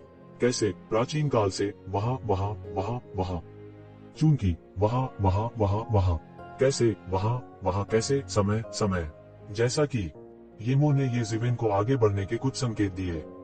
येमो एक शैतान था और मानव जाति की साधना विधियों को नहीं समझता था, इसलिए उन्होंने केवल कुछ सामान्य संकेत दिए। हालांकि येजिवेन के लिए सही था। उसके पास जिस चीज की कमी थी वह थी इस तरह का मार्गदर्शक प्रकाश। हालांकि यह विशिष्ट सामग्री को इंगित नहीं करता था, लेकिन इससे उसे पता चलता था कि उसे किस दिशा में काम करना चाहिए और उसे अचानक ज्ञानोदय की अनुभूति हुई। फिर येजिवेन ने येमो को प्राचीन बैरेंस की वर्तमान स्थिति के बारे में बताया। अब शैतान जाति ने मानव जाति के आधे से अधिक क्षेत्र पर कब्जा कर लिया है। अब वे अभी भी परिवर्तन के परिणामों को लगातार मजबूत कर रहे हैं। जब वे सभी मनुष्यों को शैतानों में बदल देंगे तो उनकी ताकत में निश्चित रूप से एक अद्भुत परिवर्तन होगा। रसातल के शैतान भगवान के साथ मिलकर, मुझे डर है कि प्राचीन बैरन बच नहीं पाएंगे। येजिवेन ने चिंतित होकर कहा, अतीत में वह अपने हृदय में केवल इन्हीं बातों के बारे में सोच सकता था। वह दूसरों को नहीं बता सका, चाहे ये फैन हो या अन्य, वे उसके स्तर तक नहीं पहुंच सके और उसकी चिंताओं को साझा नहीं कर सके। अब जब येमो पुनर्जीवित हो गया था, उसके लिए यह एक अतिरिक्त मस्तिष्क, एक सहायक होने जैसा था। येमो ने राहत की सांस ली। येमो ने एक पल के लिए विचार किया और कहा, आपका अनुमान सही है। यदि शैतान जाति हमला करना चाहती है तो उन्हें तब तक इंतजार करना होगा जब तक कि वे सभी मनुष्यों को पचा नहीं लेते। साधारण मनुष्य बहुतों की दृष्टि में केवल एक बोझ है, लेकिन यदि वे शैतानों में परिवर्तित हो जाते हैं तो निस्संदेह उनकी ताकत में भारी सुधार होगा। उस समय मनुष्यों के समुद्र का प्रहार मात्र सब कुछ डुबा सकेगा। उल्लेख नहीं है, रसातल का शैतान भगवान अपने ताव को साबित करने वाला है। यदि वह एक दिन अपने ताव को साबित कर देता है तो शैतानों की इतनी बड़ी संख्या के साथ प्राचीन बैरन पूरी तरह से शैतान दुनिया के शासन में गिर जाएंगे। इस समय ये ज़िवेन को सलाह दे रहे थे, लेकिन उन्हें जरा सा भी अजीब नहीं लगा। उसके लिए मानव जाति और ये ज़िवेन के लिए सलाह देना कुछ भी नहीं था। तो सबसे अच्छा तरीका है रसातल के शैतान भगवान को उसके ताव को साबित करने के लिए बाधित करना। अगर हम उससे छुटकारा पा सकते हैं तो भले ही अन्य शैतान जातियां अधिक शैतानों को विकसित कर लें, यह संभव नहीं होगा, येमो ने कहा। लेकिन यह इतना सरल कैसे हो सकता है? आइए शैतान भगवान की अत्याचारी ताकत के बारे में बात न करें अब, जबकि रसातल का शैतान शाही दरबार में है। हमारे पास उसके करीब जाने का कोई रास्ता नहीं है। उसकी समझ को बाधित करने की तो बात ही छोड़िए। ये ज़िवेन ने अपना सिर हिलाया और कहा, और सबसे महत्वपूर्ण बात यह है कि मानव जाति के पास अब अवशेषों को साफ करने और अपने क्षेत्र को मजबूत करने का समय था। क्या यह इसलिए नहीं था क्योंकि रसातल का शैतान बंद कमरे में प्रशिक्षण ले रहा था और उसने कोई कार्रवाई नहीं की? अन्यथा ये ज़िवेन के प्रकट होने से पहले शैतान जाति द्वारा मानव जाति का सर्वनाश कर दिया गया होता, और उनका मानना कि अन्य जातियां मानव जाति को नष्ट होते देखने के लिए बहुत इच्छुक होंगी। अगर रसातल के शैतान भगवान को अब बाहर कर दिया गया था तो ये ज़िवेन को यकीन नहीं था कि वह उससे निपट सकता है। फिर केवल एक ही रास्ता है, आपको उससे मुकाबला करना होगा। आपको उससे तेज होना होगा और उसके सामने अपना दाव साबित करना होगा। इस तरह यह काफी होगा, येमो ने तुरंत निर्णायक रूप से कहा। मैं भी ऐसा सोचता हूँ, लेकिन फिर भी आगे का रास्ता अभी भी अनिश्चित है। अब मैं रहस्यमयी दुनिया में जाने और अपनी प्राचीन मानव जाति के पूर्वजों को वापस लाने की योजना बना रहा हूँ। मानव जाति लंबे समय तक टिके रहने में सक्षम नहीं होगी। लंबे समय तक अगर मैं केवल अपने आप पर निर्भर रहूं, मैं भी हर समय मानव जाति में नहीं रह सकता। तो ज़िवेन ने आह भरी और बेबसी से कहा, मानव जाति की वर्तमान ताकत बहुत कमजोर थी। वास्तव में उसने यूं ही जाने की हिम्मत भी नहीं की। अन्यथा यदि वह जरा सी भी परेशानी को छोड़ देते तो मानव जाति को भारी झटका लग सकता था। मिस्टीरियस वर्ल्ड, आप मिस्टीरियस वर्ल्ड में जाना चाहते हैं? येमो की आंखें अचानक चौड़ी हो गईं और फिर ये ज़िवेन की ओर देखा। क्यों, तुम भी जानते हो? ये ज़िवेन ने पूछा। बेशक, रहस्यमय दुनिया एक बहुत ही खास दुनिया है। वास्तव में यह प्राचीन उजाड़ क्षेत्र जितना उन्नत नहीं हो सकता है। हालांकि इसके बारे में वास्तविक विशेष बात यह है कि कहा जाता है कि सच्ची अमरता का रहस्य वहां दबा हुआ है। किसी के डीओ को साबित करने की उम्मीद है। इसलिए प्राचीन काल से जो लोग अपने ताव को साबित करना चाहते हैं वे रहस्यमय दुनिया में जाएंगे। येमो ने कहा, वास्तव में मेरी राय में इसके बारे में कुछ खास नहीं है। यह इसमें लड़ने वाले कई रहस्यमयी दायरे के विशेषज्ञों से ज्यादा कुछ नहीं है। इसलिए धीरे धीरे कोई स्वाभाविक रूप से बाहर खड़ा होगा और अपने दाव को साबित करेगा। कई लोगों की राय में यह रहस्यमय दुनिया में दफन किसी के दाव को साबित करने का रहस्य है। वास्तव में ऐसा नहीं है। अतीत में जब कोई रहस्यमय दुनिया नहीं थी तो बड़ी संख्या में प्राचीन फीनिक्स क्षेत्र, ड्रैगन द्वीप, स्वर्ग क्षेत्र, मानव क्षेत्र, दानव क्षेत्र और शैतान क्षेत्र प्रकट हुए थे। यहाँ तक सम्राट भी थे जिन्होंने अपने दाव को साबित कर दिया था, लेकिन उनका रहस्यमय दुनिया से कोई लेना देना नहीं था। येमो ने अपना सिर ऐसे हिलाया जैसे उसे कोई परवाह ही न हो। हालांकि यह कहना मुश्किल है। आखिरकार मेरा युग बहुत पहले का है।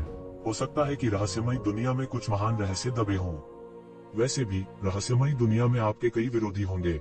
यह आपके लिए अच्छा रहेगा, आप अपने दाव को साबित करने के लिए। यह कोई बुरी बात नहीं है, येमो ने कहा।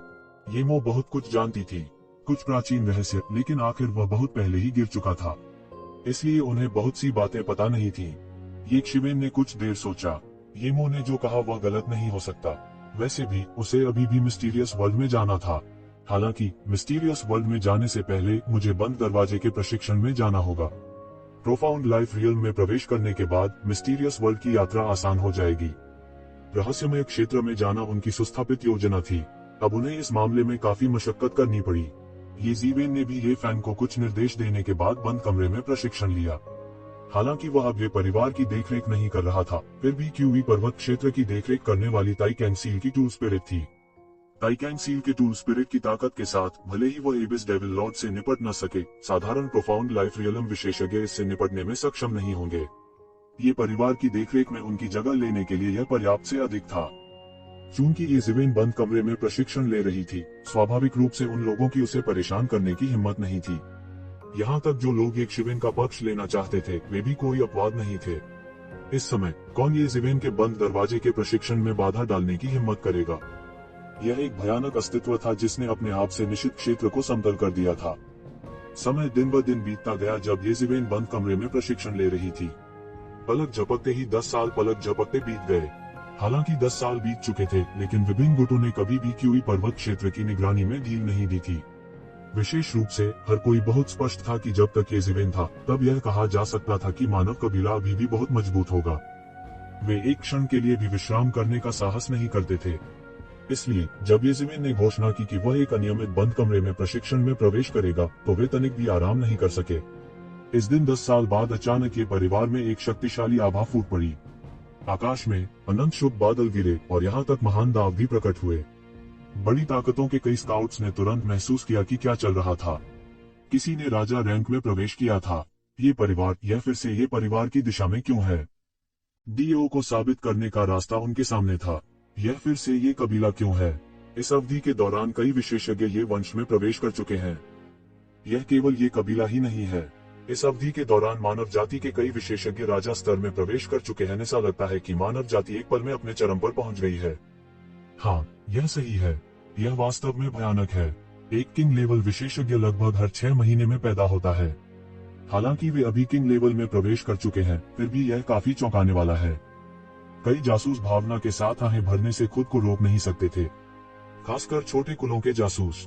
वे अत्यधिक ईर्ष्यालु थे। प्रोफाउंड लाइफ रियलम विशेषज्ञों का उल्लेख नहीं करना, यहाँ तक एक राजा स्तर का विशेषज्ञ भी उनके लिए अतुलनीय रूप से उत्साहित होने के लिए पर्याप्त था।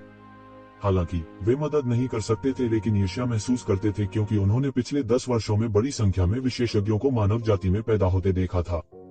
अंत में मानव जाति की नींव वास्तव में गहरी और भयावह है। पिछले दसियों हजार वर्षों में उन्होंने जो नींव जमा की है वह अभी भी सामान्य कुलों की कल्पना से परे है, भले ही उनके शाही दरबार का उल्लंघन किया गया हो।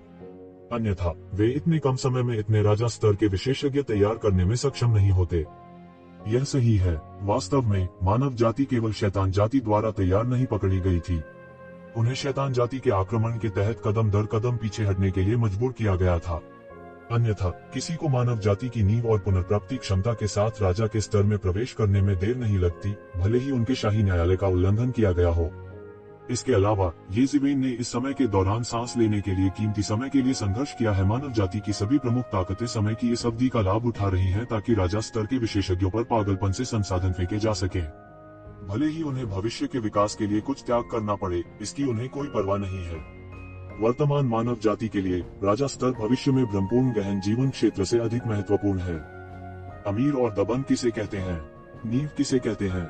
मैंने इसे अच्छी तरह से अनुभव किया है। बिना पैसे वाले लोग वास्तव में संसाधनों को फेंकने का जोखिम नहीं उठा सकते। वे वास्तव में अतीत के अधिपतियों में से एक होने के योग्य हैं। कौन उन्हें अब भी नीची दृष्टि से देखने का साहस करता है? मुझे डर है कि इस तरह के पागल हमले के बाद मानव जाति की नींव लगभग भस्म हो गई है। यदि वे एक पीढ़ी में अपने क्षेत्र का विस्तार नहीं कर सकते हैं तो उनके वर्तमान क्षेत्र से इतने सारे लोगों का समर्थन करना असंभव है। उनकी नींव का बहुत उपभोग किया गया है। मुझे डर है कि उन्हें तेजी से गिरावट आने में देर नहीं लगेगी। अंत में एक बड़े कबीले की नींव अभी भी क्षेत्र और संसाधनों से संबंधित है, लेकिन अल्पावधि में मानव जाति ने अपना कुछ प्रभुत्व वापस पा लिया है। यह पूरी तरह से अप्रत्याशित है, लेकिन ये शिवेन के बारे में अभी तक कोई खबर नहीं है। 10 साल बीत चुके हैं। वह 100 साल तक बंद कमरे में प्रशिक्षण नहीं लेगा, है ना? यह संभव नहीं होना चाहिए। वर्तमान स्थिति को देखते हुए, हालांकि उनकी चोटों को अपेक्षाकृत स्थिर कहा जा सकता है, डेविल रेस किसी भी समय बड़े पैमाने पर हमला कर सकती है। वह निश्चित रूप से बंद दरवाजे में प्रशिक्षण नहीं करेंगे। वह कब बाहर आएगा यह कहना मुश्किल है। जब हर कोई जश्न मना रहा था कि ये परिवार ने एक और किंग डिवीजन मास्टर प्राप्त कर लिया है, ये किंग ने ये परिवार के जागीरदार की एक छोटी सी दुनिया में अपनी आंखें खोली। वह अंततः किंग डिवीजन में प्रवेश कर गया था। इसके अलावा बंद कमरे में प्रशिक्षण लेने से पहले एक शिवेन ने उसे कुछ संकेत दिए थे। इसलिए 10 साल के बंद दरवाजे के प्रशिक्षण के बाद आखिरकार वह राजा के पद पर आसीन हो गया। जब वह बहुत खुश था तो वह थोड़ा उदास हुए बिना न रह सका। उनका आजीवन लक्ष्य राजा मंडल में कदम रखना था। जहाँ तक जीवन चरण की बात है, पूरे ये कबीले में 2 भी नहीं थे। राजा विभाजन के बहुत से विशेषज्ञों में से 10 में से 1 से भी कम सीमा तक साधना करने के बाद गहन जीवन अवस्था में कदम रखने में सक्षम होगा। उसने ऐसी असाधारण आशा रखने का साहस नहीं किया। हालांकि किंग डिवीजन उनका निश्चित लक्ष्य था। उसने सोचा था कि उसे किंग डिवीजन में प्रवेश करने के लिए 1 या 2000 साल और चाहिए होंगे, लेकिन उन्होंने यह उम्मीद नहीं की थी कि वह किंग डिवीजन में इतनी जल्दी प्रवेश कर जाएंगे, और उसे जो कीमत चुकानी पड़ी वह इतनी भारी थी। उनके गुरु, ये परिवार के भगवान को उन्हें किंग डिवीजन में प्रवेश करने का अवसर कभी नहीं मिलेगा। मास्टर, बस आप प्रतीक्षा करें, जल्दी या बाद में मैं डेविल रेस को समतल कर दूंगा और आपसे बदला लूंगा। उसकी आंखों में एक जानलेवा नजर आ गई। फिर उसने जल्दी से इसे रोक लिया। किंग डिवीजन में प्रवेश करने के बाद उनकी ताकत कई गुना बढ़ गई थी। हालांकि अब 10 साल बीत चुके थे। किंग डिवीजन मास्टर्स उतने कीमती नहीं थे जितने 10 साल पहले थे। मानव जाति शुरुआत में शैतान जाति से हार गई थी। वे लगातार दहशत की स्थिति में थे, लेकिन ये ज़िवेन की उपस्थिति ने मानव जाति के लिए कीमती सांस लेने की जगह जीत ली थी। उसने उन्हें अवसर दिया था कि वे अपनी नींव को भस्म कर लें और उसे ताकत में बदल दें। हर बड़ी ताकत ने पिछले 10 वर्षों में किंग डिवीजन मास्टर्स का उत्पादन किया था। उनकी गति उनके शिखर के बराबर थी। भले ही उनका बल अच्छा न हो, पर उनकी संख्या अपने शिखर से कम नहीं थी। ये परिवार ने सबसे अधिक किंग डिवीजन मास्टर्स तैयार किए थे। ये कून ने ये फैन के अलावा किंग डिवीजन में भी प्रवेश किया था। इसके अलावा उसने ये क्यून से 1 साल पहले किंग डिवीजन में प्रवेश किया था। ये कून के अलावा ये परिवार का एक पुराना प्राचीन स्तर का चरित्र भी था। उसने अपना जीवन जला दिया था और राजा मंडल में प्रवेश कर गया था। हालांकि उनका जीवन काल छोटा कर दिया गया था, उन्होंने ये परिवार में एक और किंग डिवीजन मास्टर भी जोड़ा था। इसने ह्यूमन रेस में ये परिवार के प्रभाव को बहुत बढ़ा दिया था। वास्तव में ताइकैंग रॉयल कबीला पहले ही येज़िवेन के साथ अपने संबंधों के कारण 4 महान शाही कुलों को पार कर चुका था। ताइकैंग किंग के उभरते अस्तित्व के आधार पर केवल ताइकैंग रॉयल कबीला ये कबीले के खिलाफ चुनाव लड़ सकता था। हालांकि ये कबीले और ताइकैंग रॉयल कबीले के बीच संबंध उत्कृष्ट थे, इसलिए इससे टकराव नहीं हुआ। इसके अलावा मानव जाति की वर्तमान स्थिति इस तरह के आंतरिक घर्षण को बर्दाश्त नहीं कर सकती थी। हा, ये क्यों? तुमने आखिरकार किंग डिवीजन में प्रवेश कर लिया है। हमारे ये परिवार का किंग डिवीजन सभी कुलों में सबसे अच्छा है। इस समय एक हार्दिक आवाज गूंज उठी। एक लंबा व्यक्ति दुनिया में चला गया। यह कोई और नहीं बल्कि ये फैन था। अब हमारा ये परिवार थोड़ा बकाया है। ये क्यों ने ये फैन को देखा और कहा, जंगल का सबसे ऊंचा पेड़ हवा से नष्ट हो जाएगा। मैं इस तर्क को समझता हूँ, लेकिन हमारा ये परिवार पहले से ही एक विशाल पेड़ बन गया है। इसे कौन स्थानांतरित कर सकता है? शायद केवल एबिस दानव भगवान के नेतृत्व वाली दानव जाति की सेना। लेकिन अगर दानव जाति की सेना आती है तो हमारे लिए यह पूरे जंगल का सफाया हो जाना होगा। इससे क्या फर्क पड़ता है कि हम जंगल से लंबे हैं या नहीं? ये फैन ने मुस्कुराते हुए कहा। इतने लंबे समय तक भगवान रहने के बाद उनकी शक्ति स्वाभाविक रूप से पूरी तरह से अलग थी। वह पहले से बिल्कुल अलग था। उनके शब्दों में असाधारण शक्ति थी। भगवान, आप सही कह रहे हैं। मैं बहुत सावधान रहा हूँ। ये क्यों ने सिर हिलाया और कहा, इन सभी वर्षों में ये फैन प्रभु थे क्योंकि उनके पास और कोई विकल्प नहीं था। ये ज़िवेन के अलावा केवल उसके पास किंग डिवीजन था। अब उसे मानना कि ये फैन ने अच्छा काम किया है। इस अवधि के दौरान बहुत ताकत हासिल करने के लिए ये परिवार ने शांति की दुर्लभ अवधि का भी लाभ उठाया था। यह ये फैन के नेतृत्व से अविभाज्य था। हालांकि वह यह भी जानता था कि ये परिवार नष्ट होगा या नहीं यह उनके ऊपर नहीं था। यह उस व्यक्ति पर निर्भर था जो वर्तमान में बंद कमरे में प्रशिक्षण ले रहा था, ये ज़िवेन। क्या प्रभु के पास उसके बारे में कोई खबर है? क्या वह अभी तक बंद कमरे के प्रशिक्षण से बाहर नहीं आया है? ये क्यूओंग ने पूछा। अभी तक कोई खबर नहीं है। हालांकि इसका मतलब है कि वह सफल हो सकता है। यह इतने कम समय में बाहर आने से कहीं बेहतर है। ये फैन ने सिर हिलाकर कहा। इस समय कोई खबर वास्तव में सबसे अच्छी खबर नहीं थी। वे दोनों जानते थे कि ये ज़िवेन, ये परिवार और यहाँ तक पूरी मानव जाति के लिए क्या मायने रखती है। यदि उसकी साधना अगले स्तर तक पहुँच सकती है तो मानव जाति की समृद्धि निकट ही होगी। हालांकि इस समय आकाश में शून्यता में अचानक उतार चढ़ाव आया और किसी ने सीधे अंतरिक्ष को खोल दिया और अंदर घुस गया। तुरंत वे दोनों सतर्क हो गए और जब उन्होंने देखा कि यह कौन है तो उन्होंने राहत की सांस ली। ये ज़िवेन, तुम बंद दरवाजे के प्रशिक्षण से बाहर आई। क्या तुम सफल हुई? ये फैन ने आश्चर्य से पूछा। वास्तव में उसके सामने जो व्यक्ति था वह कोई और नहीं बल्कि ये ज़िवेन था। हैरान ये फैन और ये क्यूओंग को देखकर ये ज़िवेन ने सिर हिलाया और मुस्कुराते हुए कहा। वह अच्छे मूड में भी थे। 10 वर्षों के बाद वह अंततः गहन जीवन क्षेत्र के प्रारंभिक और मध्य चरणों के बीच की बाधा को पार कर गया था। उन्होंने गहन जीवन क्षेत्र के मध्य चरणों में कदम रखा था। पहले की तुलना में उनकी मौजूदा ताकत में जबरदस्त बदलाव आया है। भले ही उसने गहन जीवन क्षेत्र के केवल मध्य चरणों में ही प्रवेश किया था, फिर भी वह अपने पिछले कई स्वयं के खिलाफ लड़ सकता था। यह कहा जा सकता है कि वह एक जबरदस्त बदलाव से गुजरा था। वह कल्पना नहीं कर सकता था कि यदि गहन जीवन क्षेत्र को पूरा करने के बाद वह वास्तव में अपने ताव को साबित कर सकता है तो वह कितना मजबूत होगा। यह बहुत अच्छा है। इस मामले में मानव जाति की ताकत दूसरे स्तर तक बढ़ जाएगी। भविष्य में कोई भी हमें नीची दृष्टि से देखने का साहस नहीं करेगा। यहाँ तक निश्चित क्षेत्रों में वे पुरानी प्राचीन वस्तुएं भी हमें नीचा दिखाने की हिम्मत नहीं करेगी, ये क्वियोंग ने कहा। हालांकि उसने अभी अभी राजा के पद पर कदम रखा था, वह बहुत स्पष्ट था कि वह उन पुराने शैतानों की नजरों में कुछ भी नहीं था। यहाँ तक अगर उसने वास्तव में गहन जीवन चरण में कदम रखा होता तो उसके लिए येज़ेबेल की तरह होना असंभव होता, जिसने आसानी से वर्जित क्षेत्र को समतल कर दिया था। वह मानव त्वचा में एक सच्चा राक्षस था। यह ऐसा कुछ नहीं था जिसे एक सामान्य व्यक्ति पूरा कर सकता था। मैं आज तुम्हें खोजने आया हूँ क्योंकि मुझे कुछ कहना है। येज़ेबेल ने ये क्वियोंग को देखा और कहा। बाहर आने के बाद उन्हें मानव जाति की थोड़ी समझ थी।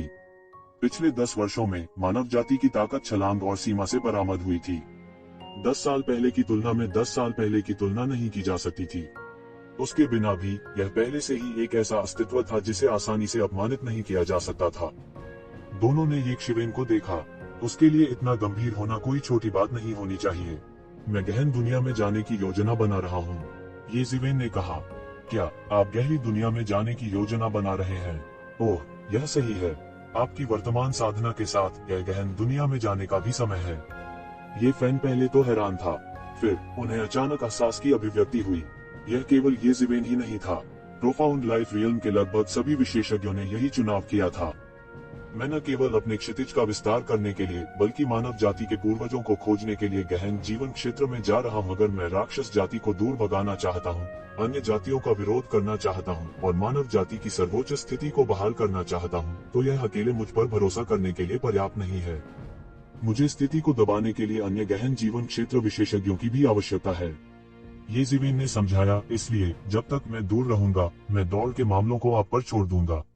इसके अलावा मैंने दौड़ की निगरानी के लिए एक पुराने वरिष्ठ को भी आमंत्रित किया है। यदि आपका सामना किसी ऐसे दुश्मन से होता है जिसका आप विरोध नहीं कर सकते, आप उसे बाहर आने के लिए कह सकते हैं।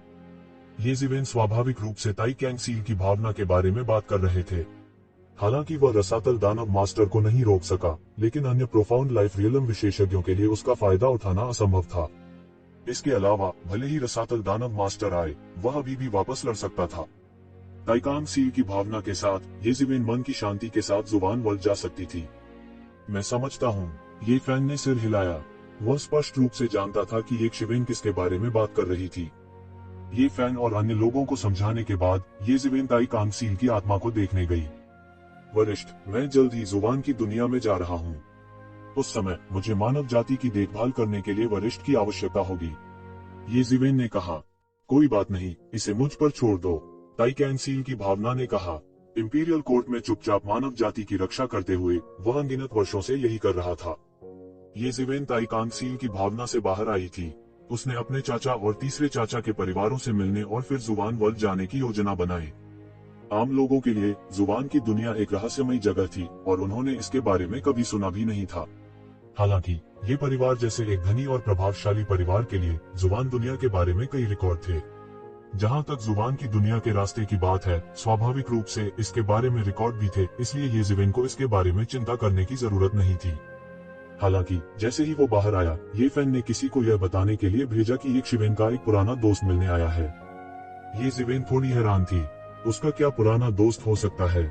इसके अलावा ये फैन को डराना इतना आसान नहीं था। कुछ देर रुकने के बाद वह सीधे रिसेप्शन हॉल में गए।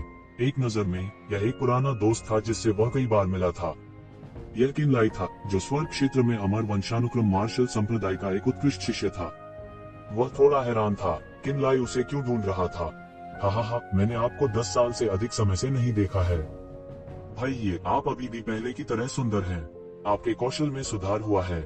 बधाई हो। किनली ने येज़ेबेल की तरफ देखा और हंसा। उसकी आंखों में एक अवर्णनीय अनुभूति थी।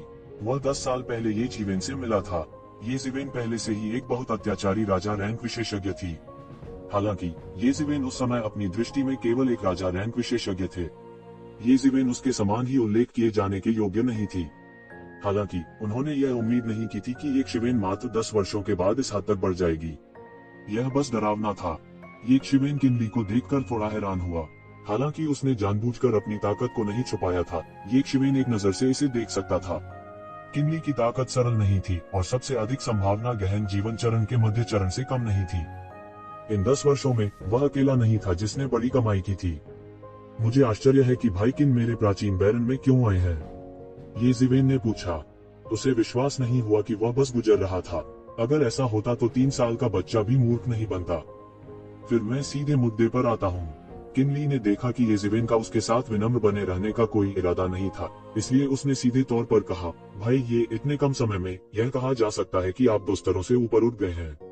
मुझे आश्चर्य है कि भाई ये प्रोफाउंड वर्ल्ड में जाने की कोई योजना है।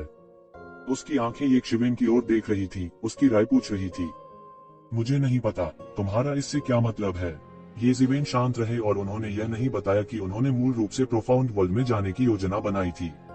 मैं जाऊं तो क्या कहूं और न जाऊं तो क्या कहूं? यदि ब्रदर ये की प्रोफाउंड वर्ल्ड में जाने की कोई योजना नहीं है तो मैंने जो कहा उसे भूल जाओ। किनली ने अपना हाथ हिलाया और कहा, हालांकि अगर भाई ये की गहरी दुनिया में जाने की योजना है तो हम इस पर चर्चा कर सकते हैं। किस तरह की बातचीत? ये जिवेन ने पूछा। उसके दिल में उसे कुछ दिलचस्पी थी। उसे नहीं पता था कि किनलाई क्या करने की योजना बना रहा था। फिर मैं सीधे मुद्दे पर आता हूँ। वास्तव में यह ऐसा है। इस बार मैं ब्रदर ये को गहन दुनिया में मृत आत्माओं के रसातल में आमंत्रित करने आया हूँ। किनली ने कहा। मृत आत्माओं का रसातल, इसमें ऐसा क्या खास है? ये जिवेन ने भौहें चढ़ाकर पूछा। भाई ये ऐसा लगता है कि आप पहले प्रोफाउंड वर्ल्ड में नहीं गए हैं, इसलिए आप नहीं जानते। वास्तव में मृत आत्माओं का रसातल प्रोफाउंड वर्ल्ड के चरम पर है। संपूर्ण प्रोफाउंड वर्ल्ड की डार्क डेथ एनर्जी का जमावड़ा है। मृत आत्माओं के रसातल में अनगिनत मृत आत्मा जीव मृत आत्माओं के रसातल में रहते हैं। आमतौर पर ये मृत आत्मिक प्राणी मृत आत्माओं के रसातल में रहते हैं, अंधेरे में हाइबरनेट करते हैं। हालांकि हर 100 साल में मृत आत्माओं का रसातल अंतहीन मृत्यु ऊर्जा को उगल देगा, जिससे मृत्यु उन्माद पैदा हो जाएगा। अनगिनत मृत आत्मिक प्राणी मृत आत्माओं के रसातल से रेंग कर निकलेंगे और दुनिया में तबाही लाएंगे। किनली ने कहा। भाई किन, आप मुझे इन मृत आत्माओं से निपटने के लिए कहने के बारे में नहीं सोच सकते, है ना? ये जिवेन ने कहा। यह बस बीतने में है। यदि भाई ये रुचि रखते हैं तो मैं इस यात्रा पर भाई ये के साथ जा सकता हूँ। किनली ने मुस्कुराते हुए बेफिक्री से कहा। असली बात यह है कि इन मृत आत्माओं के रेंगने के बाद मृत आत्माओं के रसातल अनगिनत स्वर्गीय खजाने को उगल देंगे जो मृत्यु ऊर्जा से संक्रमित हो गए हैं। एक सामान्य व्यक्ति इसके संपर्क में आने पर मर जाएगा। हालांकि मेरे जैसे लोगों के लिए जो पहले ही गहन जीवन क्षेत्र में कदम रख चुके हैं, यह अत्यंत उपयोगी है। अगर मैं भविष्य में गहन मृत्यु के दायरे में कदम रखना चाहता हूं, तो यह सबसे अच्छा शॉर्टकट होगा। सबसे महत्वपूर्ण बात यह है कि इन स्वर्गीय खजानों को थूकने के बाद यह शुद्धतम मृत्यु ऊर्जा को उगल देगा। अगर मैं इसे अवशोषित और परिष्कृत कर सकता हूं, तो यह व्यावहारिक रूप से भविष्य में गहन मृत्यु के दायरे में कदम रखने से पहले की बात होगी। ये जिवेन ने अपनी आंखें सिकोड़ ली। अगर किनली ने जो कहा वह सच था, तो मृत आत्माओं के रसातल का गहन जीवन क्षेत्र के उन विशेषज्ञों के लिए एक असाधारण महत्व होगा। एक साधारण व्यक्ति के लिए किंग डिवीजन से गहन जीवन क्षेत्र में कदम रखना बेहद मुश्किल था। उन्हें कम ही पता था कि गहन जीवन क्षेत्र से गहन मृत्यु क्षेत्र में कदम रखने की कठिनाई किंग डिवीजन से गहन जीवन क्षेत्र में कदम रखने की कठिनाई से कई गुना या यहाँ तक दर्जनों गुना अधिक कठिन थी। बहुत से लोग अपने पूरे जीवन के लिए गहन जीवन क्षेत्र में अटके रहे और गहन मृत्यु क्षेत्र में कदम रखने में असमर्थ रहे। हालांकि ये शिवेन के लिए यह कोई महत्वपूर्ण मामला नहीं था। ऐसा इसलिए था क्योंकि उसके पास ये न्याम जीवन और मृत्यु आरेख था। मृत्यु ऊर्जा, जो सामान्य लोगों के लिए अत्यंत कठिन थी, कुछ ऐसी थी जिसे वे आसानी से प्राप्त कर सकते थे। हालांकि मृत्यु की ऊर्जा से संक्रमित स्वर्गीय खजाने से उसकी आंखें चमक उठी, लेकिन यह केवल एक पल के लिए था। वास्तव में उन्हें उनमें ज्यादा दिलचस्पी नहीं थी। किनली ने ये जिवेन की अभिव्यक्ति देखी। कौन जानता था कि एक शिवन वास्तव में इस तरह के प्रलोभन के प्रति उदासीन रहेगा। यह ऐसा था जैसे उसने कभी इसके बारे में सुना ही न हो। क्या ऐसा हो सकता है कि वह इसमें शामिल लाभों से अवगत नहीं था? नहीं, यह असंभव था। उसने स्पष्ट रूप से एक शिवेन के हाव भाव को पहले हिलते हुए देखा था। कौन जानता था कि एक शिवेन बाद में इसे पूरी तरह से नजरअंदाज कर देगी। एक ही संभावना थी। क्या ऐसा हो सकता है कि ये जिवेन में गहरी मौत के दायरे में कदम रखने का आत्मविश्वास था और उसे मदद करने के लिए इस तरह के तरीके की आवश्यकता नहीं थी। यह उसकी कल्पना से बिल्कुल अलग था। हालांकि उन्होंने पहले ही एक चाल तैयार कर ली थी। वह एक पल के लिए रुका और फिर बोला, मुझे पता है कि भाई ये मिस हुआ मेघान को ढूंढ रहे हैं। यह सुनते ही ये जिवेन ने अचानक अपनी आंखें खोली। यदि अन्य मामलों को उनके लिए महत्वहीन कहा जाता था, तो यह मामला कुछ ऐसा था जिसे वे अनदेखा नहीं कर सकते थे। क्या आपके पास उसके बारे में कोई खबर है? ये जिवेन ने पूछा। हाँ, प्रोफाउंड वर्ल्ड में हमारे मार्शल सैक्ट को जो खबर मिली थी उसके अनुसार किसी ने कुछ समय पहले मिस हुआ की फिगर को प्रोफाउंड वर्ल्ड में देखा था। सबसे महत्वपूर्ण बात, ऐसा लगता है कि मिस हुआ का प्राचीन फीनिक्स वर्ल्ड के लोग पीछा कर रहे हैं। किनली ने धीरे धीरे इस खबर का खुलासा किया। उसके बाद उसने एक शिवेन के हाव भाव को देखा। निश्चित रूप से जैसा उसने सोचा था वैसा ही हुआ। ये जिवेन हुआ मैंगान के बारे में खबरों को नजरअंदाज नहीं कर सकती थी, चाहे कुछ भी हो। उसकी अभिव्यक्ति तुरंत बदल गई। क्या वे वास्तव में हिम्मत करते हैं? ये जिवेन गुस्से में थी। उसने उन लोगों को पहले ही चेतावनी दे दी थी, इससे पहले कि वह प्राचीन फोनिक्स की दुनिया से बच निकला था। हालांकि ऐसा लग रहा था कि यह बहुत प्रभावी नहीं था। उसकी चेतावनी पर सभी ने अनसुना कर दिया था। उन्हें तनिक भी परवाह नहीं थी। वास्तव में यह भी कहा जा सकता है कि यदि फीनिक्स किंग ने उस समय ये जिवेन को शामिल नहीं किया होता तो ये जिवेन सकुशल बच निकलने में सक्षम होने के लिए पहले ही स्वर्ग और पृथ्वी को धन्यवाद दे चुकी होती। उन लोगों ने जाहिर तौर पर ये शिवेन की बिल्कुल भी परवाह नहीं की। प्रोफाउंड वर्ल्ड की स्थिति के अनुसार अगर मिस हुआ प्रोफाउंड वर्ल्ड में है तो वह निश्चित रूप से डेड सोल रसातल में जाएगी। भाई, ये उस समय मिस हुआ से मिलने में सक्षम हो सकते हैं। किनली ने अपनी बाहें उठाई और कहा, ठीक है भाई किन, आपने मुझे मना लिया है। तो जिवेन ने आह भरी और कहा, यह मामला हुआ मैंगान से जुड़ा था। सबसे महत्वपूर्ण बात यह है कि यह उनके यात्रा कार्यक्रम के साथ संघर्ष नहीं करता था। वैसे भी उन्हें प्रोफाउंड वर्ल्ड में जाना ही था। जहां तक पहला पड़ाव था, इससे कोई फर्क नहीं पड़ता था। इसके अलावा गहन जीवन क्षेत्र के विशेषज्ञों के लिए मृत आत्मा रसातल के लाभ स्वयं स्पष्ट थे। हालांकि आधार यह था कि वे इसे छीन सकते थे। हालांकि भाई किन, अगर डेड सोल रसातल इतना अद्भुत है तो निश्चित रूप से बड़ी संख्या में प्रोफाउंड लाइफ रियलम विशेषज्ञ वहां जा रहे होंगे। हमारी ताकत खराब नहीं है। हालांकि मुझे डर है कि हम उन लोगों का मुकाबला नहीं कर पाएंगे। ये जिवेन ने कहा। उन्हें अपने आप पर भरोसा था। हालांकि वह यह सोचने के लिए पर्याप्त अहंकारी नहीं था कि वह गहन जीवन क्षेत्र के अंतिम चरण में या यहाँ तक कि गहन जीवन क्षेत्र के चरम पर एक विशेषज्ञ को हरा सकता है, खासकर जब उस समय निश्चित रूप से बड़ी संख्या में विशेषज्ञ प्रतिस्पर्धा कर रहे होंगे। यह कहना अच्छा होगा कि वे अपनी ताकत का मुकाबला नहीं कर पाएंगे। वास्तव में इसे केवल किसी की क्षमताओं को कम आंकने के रूप में वर्णित किया जा सकता है। भाई, ये इस बारे में निश्चिंत हो सकते हैं क्योंकि वे लोग वहां नहीं जाएंगे। किनली ने कहा, ओह, मैं विवरण सुनना चाहूंगा। वास्तव में यह ऐसा है। आत्माओं के रसातल में मृत्यु की शक्ति बहुत मजबूत है। निर्वाण पूल में मृत्यु की शक्ति से भी अधिक मजबूत है। सबसे डरावनी बात यह है कि मृत्यु का नियम वहां सबसे अधिक सक्रिय है। हम जैसे युवा और बलवान अभी भी इसका थोड़ा सा विरोध कर सकते हैं, लेकिन अगर पुरानी पीढ़ी के विशेषज्ञ वहां जाते हैं तो वे मृत्यु की शक्ति से पूरी तरह से क्षत विक्षत हो जाएंगे। वे पहले से ही एंजल की क्षय अवस्था में प्रवेश कर सकते हैं और मर सकते हैं। दूसरे शब्दों में, यदि कोई आत्माओं के रसातल में प्रवेश करना चाहता है तो उसे अपने जीवन काल का बहुत अधिक भाग खर्च करना होगा। जितना पुराना होगा उतनी ही तीव्र खपत होगी। कोई भी मृत्यु के नियम का मुकाबला नहीं कर सकता, इसलिए मुझे डर है कि कोई बुरा राक्षस इस गंदे पानी में प्रवेश करने की हिम्मत नहीं करेगा। किनली ने कहा, अगर यह सिर्फ युवा पीढ़ी है तो झूठ अभी भी कुछ हद तक आश्वस्त है। अगर हम दोनों एक साथ काम करते हैं तो यह निश्चित रूप से उन्हें रोकने के लिए काफी होगा। ये जिवेन एक पल के लिए चुप हो गई। यह स्पष्ट था कि मरे हुए रसातल कुछ हद तक निर्वाण तालाब के समान थे। यह एक समान स्थान था, लेकिन निर्वाण तालाब से भी अधिक चरम। यह पूरी हुआन दुनिया में सभी नकारात्मक ऊर्जाओं का जमावड़ा बिंदु था। कोई कल्पना कर सकता है कि मृत्यु की शक्ति कितनी प्रबल थी। वह मृत्यु की शक्ति के कार्य के बारे में बहुत स्पष्ट था। जीवन और मृत्यु विपरीत थे, लेकिन साथ ही वे परस्पर प्रबल करने वाले थे। जीवन का अंत मृत्यु था और मृत्यु का अंत जीवन था। जीवन के सिद्धांत को समझने के लिए मृत्यु की शक्ति का उपयोग करना अपने आप में एक सामान्य बात थी। मृत्यु का स्तर जीवन था, इसलिए यह अजीब नहीं था कि इन अद्वितीय प्रतिभाओं ने गहन जीवन क्षेत्र को समझने के लिए मृत्यु की शक्ति का उपयोग किया। क्या उसने मृत्यु की शक्ति का उपयोग निर्वाण तालाब में गहन जीवन क्षेत्र में साधना करने और गहन जीवन क्षेत्र में कदम रखने के लिए नहीं किया? इसलिए वे गहन जीवन क्षेत्र के विशेषज्ञ मरे हुए रसातल में भाग जाएंगे। ऐसी परिस्थितियों में उन वृद्ध लोगों के लिए इसे सहन करने में असमर्थ होना सामान्य बात थी। कितने लोग मरे रसातल में प्रवेश करने का साहस करेंगे? उसी पीढ़ी के बीच किनली आश्वस्त थे। ये शिवेन कैसे आश्वस्त नहीं हो सकती थी? इतना ही नहीं, दोनों साथ में काम भी कर रहे थे। उसने एक पल के लिए सोचा और कहा, मुझे डर है कि किन भाई सच नहीं कह रहे हैं अगर यह केवल इतना है। भाई किन की ताकत के साथ, हालांकि यह नहीं कहा जा सकता है कि आप सभी को हरा सकते हैं। यह स्पष्ट रूप से खुद को बचाने के लिए पर्याप्त है। मुझे साथ लाने की जहमत क्यों? यही उनके मन की सबसे बड़ी शंका भी थी। किनली अपने आप में काफी थे। उसे साथ क्यों लाए? ठीक है, मैं एक सच्चे व्यक्ति के सामने झूठ नहीं बोलूंगा।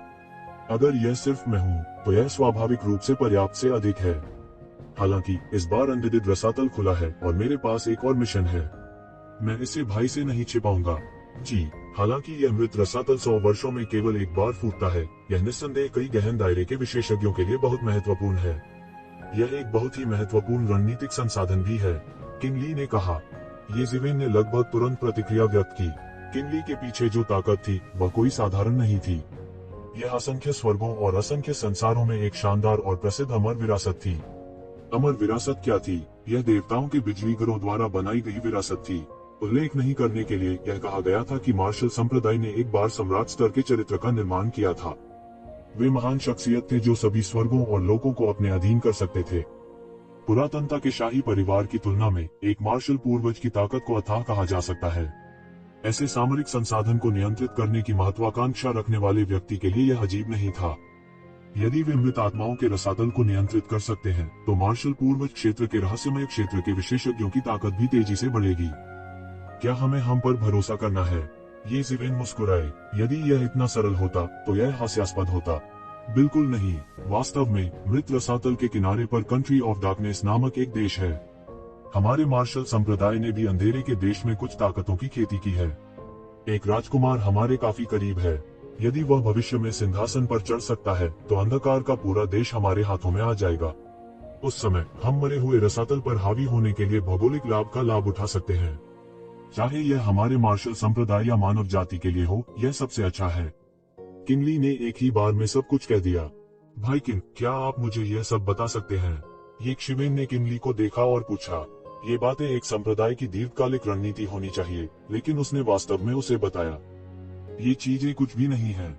वास्तव में ये चीजें मूल रूप से हर किसी के लिए जानी जाती है, न केवल हमारा मार्शल संप्रदाय, बल्कि हेवन वेस्टलैंड पैलेस और हुआन दुनिया की अन्य पुरानी ताकतें भी शामिल हैं।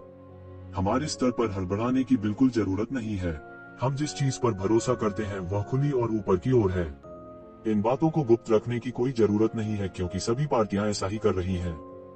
किंग ली की व्याख्या सुनने के बाद ये शिवेन समझ गई कि उसका क्या मतलब है। द डार्क नेशन सभी पार्टियों के लिए केक के स्वादिष्ट टुकड़े की तरह था। हर कोई इसे देख रहा था। इस समय कोई भी डरपोक चाल चलना असंभव था। इसके अलावा यह उनके जैसे अस्तित्व के लिए एक अपमान होगा। तब केवल एक ही रास्ता बचा था, और वह था सभी प्रतिस्पर्धियों को एक खुले और सही तरीके से हराना। केवल एक चीज जिस पर वे भरोसा कर सकते थे, वह थी उनके अपने साधन। और इस बार अंधेरे देश के राजा ने एक आदेश जारी किया, जो कोई भी अंधेरे के देश के दैवीय हथियार को खोज सकता है जो मरे रसातल में गिर गया था, तो उस राजकुमार को क्राउन प्रिंस के रूप में नियुक्त किया जाएगा और भविष्य में देश के अंधेरे की स्थिति को विरासत में मिलेगा। किंग ली ने कहा। तो भाई किन उस राजकुमार के लिए लोगों को भर्ती करने आए हैं? ये शिवेन कैसे नहीं समझ सकता था, लेकिन आप इतनी स्पष्ट रूप से हस्तक्षेप कर रहे हैं। क्या आपको डर नहीं है कि अंधेरे देश के राजा को घृणा होगी? किंग ली ने आत्मविश्वास से मुस्कुराते हुए कहा, यह कैसे संभव है? हालांकि अंधेरे का देश कमजोर नहीं है। चाहे वह हमारा मार्शल संप्रदाय हो, स्वर्ग की बंजर भूमि का महल हो, या अन्य ताकतें हो, वे कुछ भी नहीं है। उन्हें नष्ट करना अभी समय की बात है। आम लोगों के लिए अंधेरे का देश मरे रसातल में आ गया है। सामान्य लोगों के लिए मृत रसातल बस मृत्यु का देश है।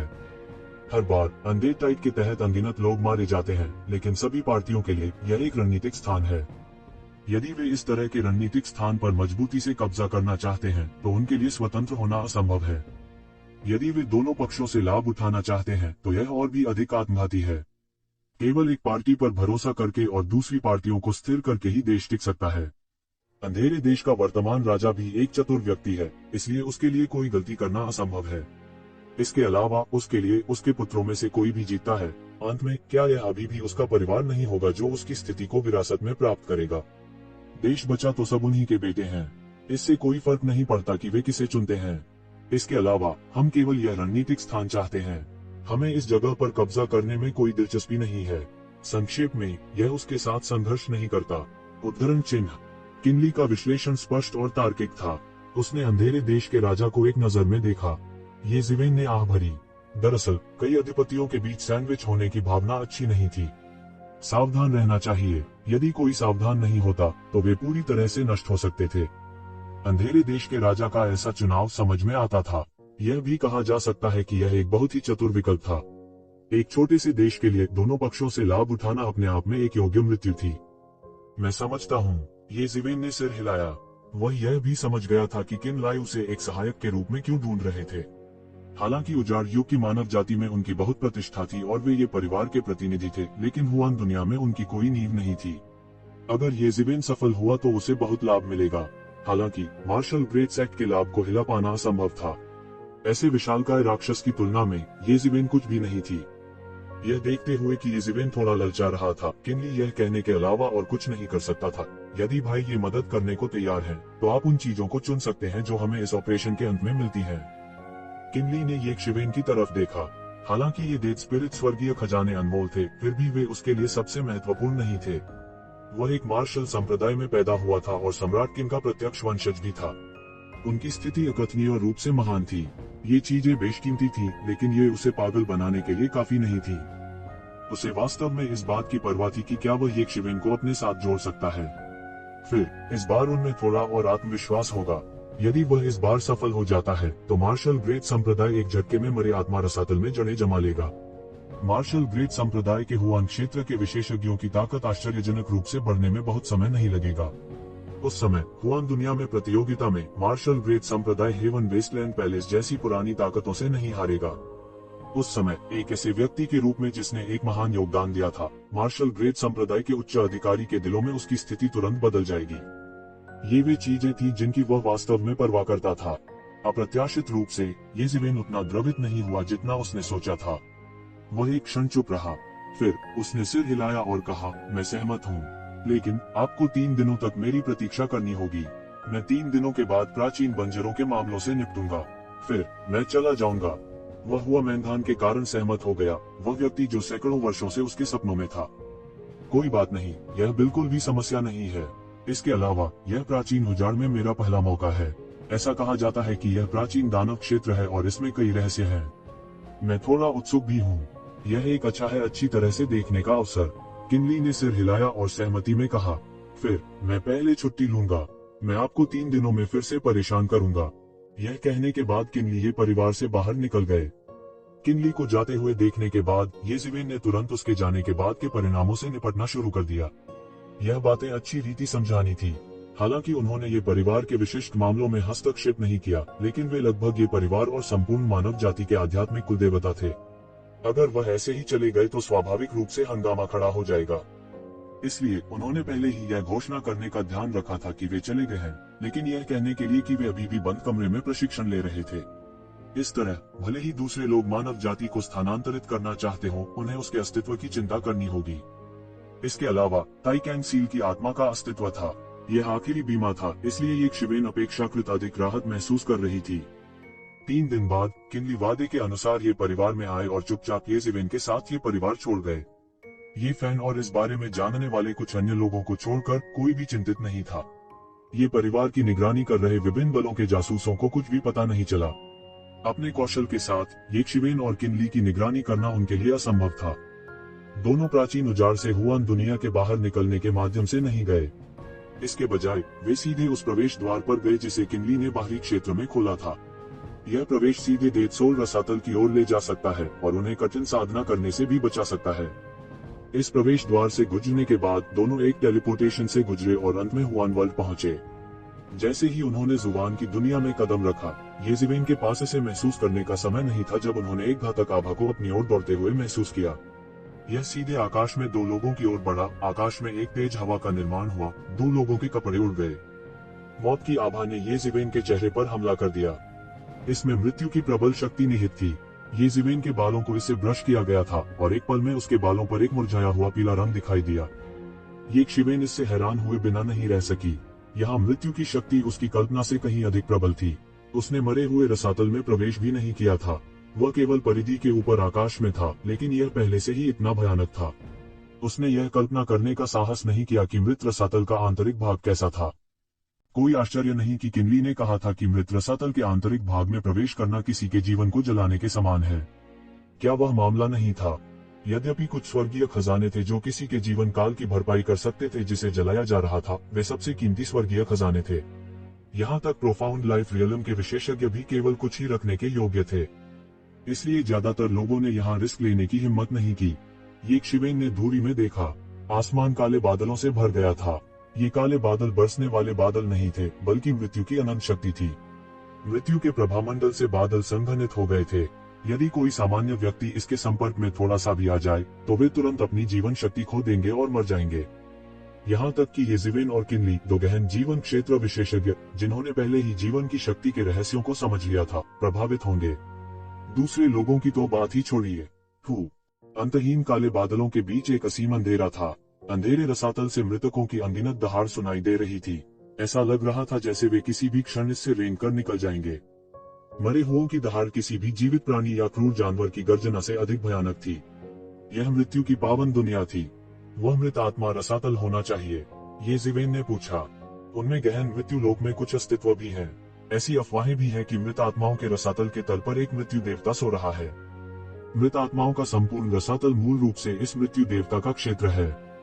नहीं तो इतनी सारी मृत आत्माएं कैसे हो सकती हैं? हालांकि ये केवल अफवाहें हैं और किसी ने कभी भी इनकी पुष्टि नहीं की है। इसमें कोई संदेह नहीं है कि यह मृत आत्माओं के रसातल को दिखाने के लिए पर्याप्त है।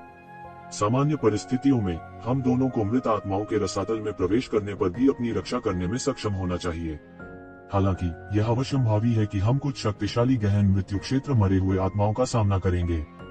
हमें सावधान रहना चाहिए। उद्धरण चिन्ह एन। येज़ेबेल ने सिर हिलाया और किनली की सलाह को ध्यान में रखा। कोई बात नहीं, किनली यहाँ के असली बॉस थे। कम से कम किनली येज़ेबेल से ज्यादा जानता था। इस समय अधिक जानकारी सुनने में कोई हर्ज नहीं था। चलो चलते हैं। हमें यहाँ बहुत देर तक नहीं रुकना चाहिए। ऐसा न हो कि हम रसातल से कुछ क्रूर जीवों को आकर्षित करें। चलो पहले डार्क नेशन की राजधानी चलते हैं। दोनों जल्दबाजी में डार्क नेशन की राजधानी पहुँचे। डार्क नेशन की सीमा मृत आत्माओं के रसातल से हजारों मील दूर थी। फिर भी यह पहले से ही मृत आत्माओं के रसातल का निकटतम देश था। सामान्य प्राणियों के लिए ऐसे स्थान पर जीवित रहना बहुत कठिन था जहां मृत्यु ठहरी हुई थी। यहाँ तक गहन क्षेत्र के विशेषज्ञ भी प्रभावित होंगे। यह कल्पनीय था कि मृत आत्माओं के रसातल के 1000 मील के भीतर घास का एक तिनका भी नहीं उग सकता था। डार्क नेशन की सीमा पार करने के बाद येज़ेबेल ने धीरे धीरे मानव निवास के कुछ संकेत देखे।